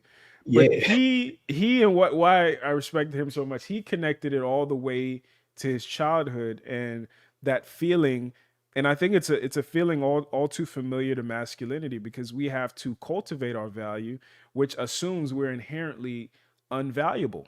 Right? We're inherently worthless, right? You have to cultivate your value in athletics, in work, etc. Right? So you become accustomed if you're not careful to earning everything, including Mhm. affection, right? And even if you watch movies, right? The sometimes the woman doesn't like the protagonist off top, He got to do certain shit. And even what's his name? LL Cool J and Deliver Us from Eva. He had to even work for her. He had to do some extra cool shit on top of the cool shit he already was, right? So we're accustomed to that story and thinking that she's not supposed to like me until I perform and I tap dance well enough to earn her like, because I don't even like me, because I don't think I'm supposed to like me for just being me. I'm supposed to like me based on my ability to make her like me. Yep. Well, effectively, we're jesters. We're raised to be jesters. Facts. And we're trying to find our humanity as men when we get older.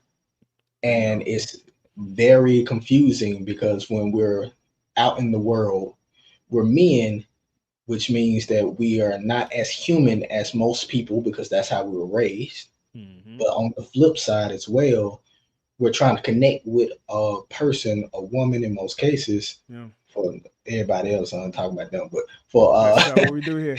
yeah. But connect with women, and from inception, they were allowed. Let me see.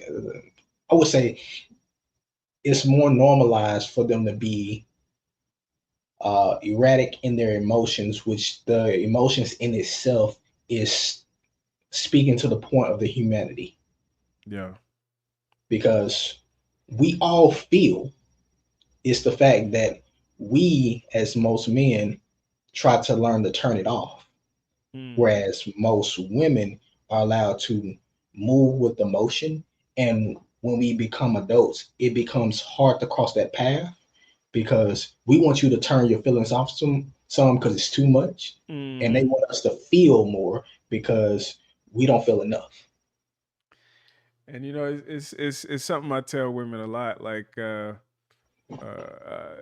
think it's gonna sound weird, but I think women are the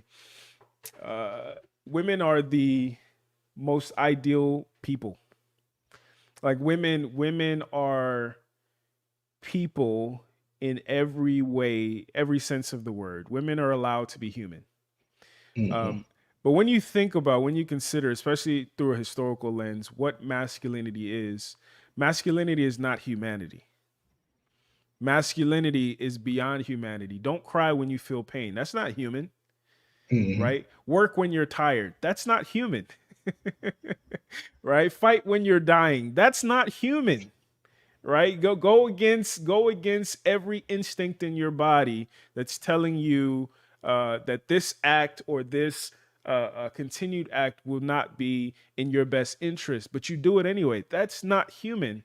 And I think what's happening nowadays is, for the first time in a long time, men don't have to be as inhuman and as we've had to be to build the world, right?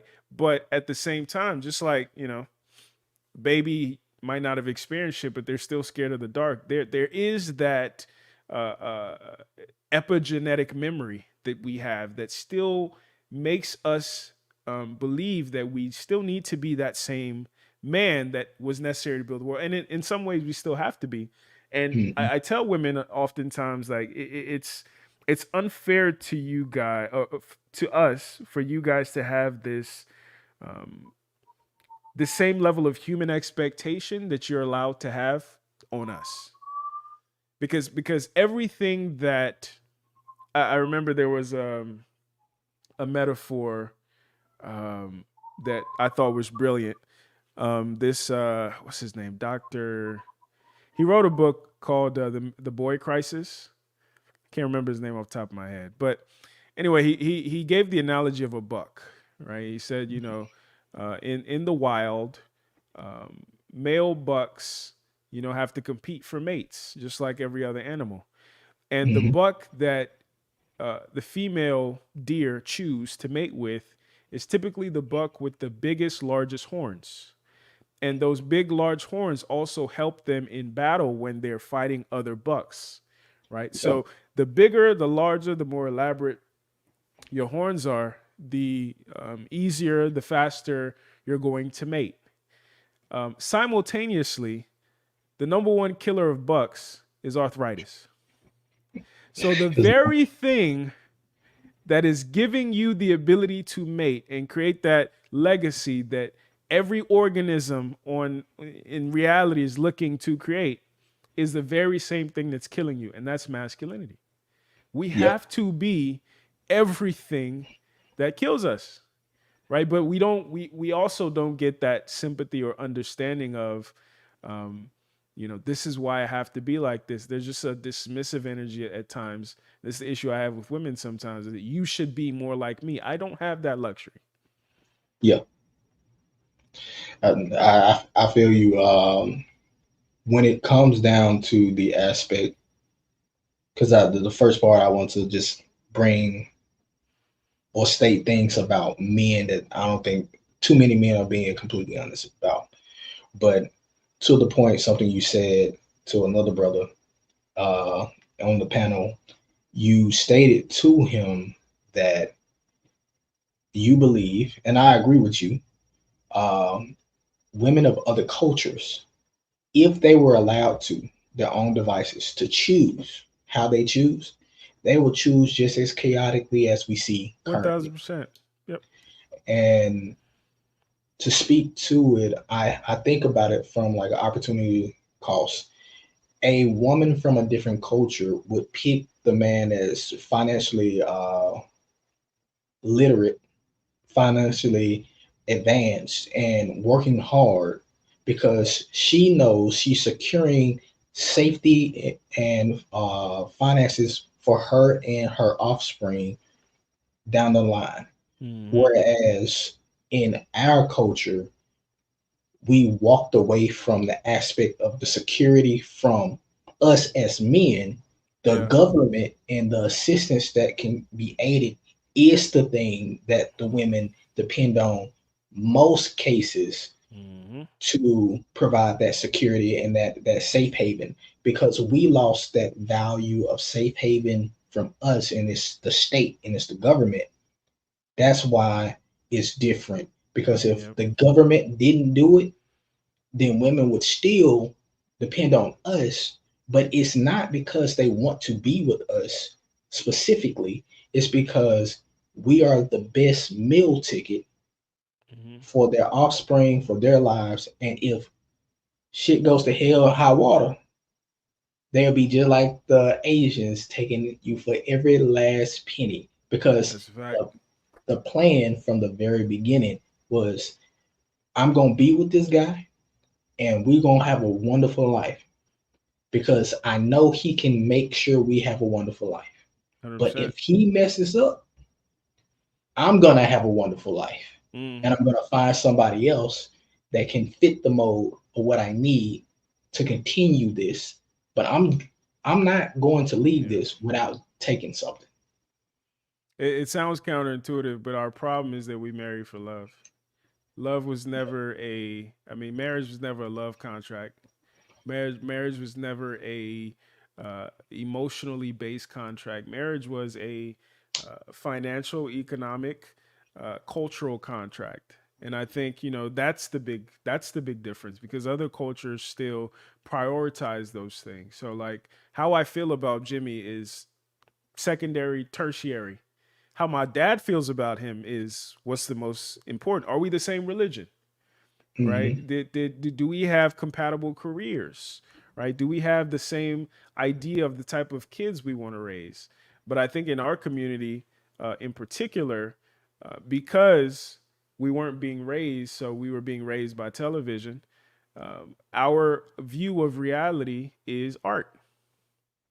We are imitating art as our reality, as opposed to art imitating reality. And I think that's why we are so hyper fixated on, am I happy? Right? How Mm-hmm. do I feel? Without understanding that shit vacillates. That shit, you wake up feeling different. You don't make decisions based on how you feel. You don't make plans based on how you feel. Happiness is fleeting. Fulfillment, joy, those are goals. But again, the I guess what we have to come back to is like, you don't learn those things in a vacuum, right? And that's the reason why we don't know those things. You Mm-hmm. have to have an older OG. You have to have somebody you have to have a legacy, not even just one OG. You have to have a legacy that teaches you that. And unfortunately, compared to our Asian and, Hispanic and European counterparts, I think that's where we lack. And oftentimes we are so fixated on just the aesthetic, right? The pageantry of love. And I say this even as a Nigerian, we are notorious for that. We be throwing the most elaborate weddings, but the motherfuckers aren't happy as hell, right? They got married because of their parents or because of the looks. He's a doctor, she's an engineer, but so I think this is the first time we're podcasting, we're having conversations where we have to start telling the truth and start prioritizing what is the main thing and how do we get there, as opposed to just performing, or as opposed to just trying to satiate our childish adolescent fantasies that we watched in some teeny bopper movie when we were 12, right? So but yeah, I appreciate you, brother. I gotta go on and head out, but I will be doing more streams soon. So definitely pull up, man. All right, man. Yes, sir. All Appreciate right. you, brother. All Take care, right. man. Peace. Yes, sir. All right. All right. We have come to the end of tonight's stream. My damn camera died on me. It's all good. Hopefully, it was pretty while it lasted. But I appreciate y'all. Thank y'all for tuning in. If you're tuning in on Instagram, I wish you would go to YouTube, but that's cool. I appreciate y'all coming anyway. Thank y'all for supporting, whether you support by watching clips or you take the time to go find the video, the full video. We have a lot of full videos on YouTube, on Instagram. So click the link in the bio if you are watching on Instagram and go check out the magic that we have been creating over the years. My YouTube folks, appreciate y'all's continued support. Thank you guys so much. Thank you, everybody who donated. Thank you for everybody in the chat. Thank you for our new members. Thank you for the old members. Thank you to the Patreons. Ed, thank you as always. And yeah, I will see you all soon. You guys stay safe and stay encouraged, right? That's the biggest thing. We cannot afford to become cynical. I know sometimes I dip my toe into cynicism, but we cannot afford to become cynical in our vision for the future of our community or the future of the Black male and female relationship. So yeah, we're gonna keep the ministry moving. But thank you guys again. Y'all have a great evening. Have a good weekend, and I will see you soon.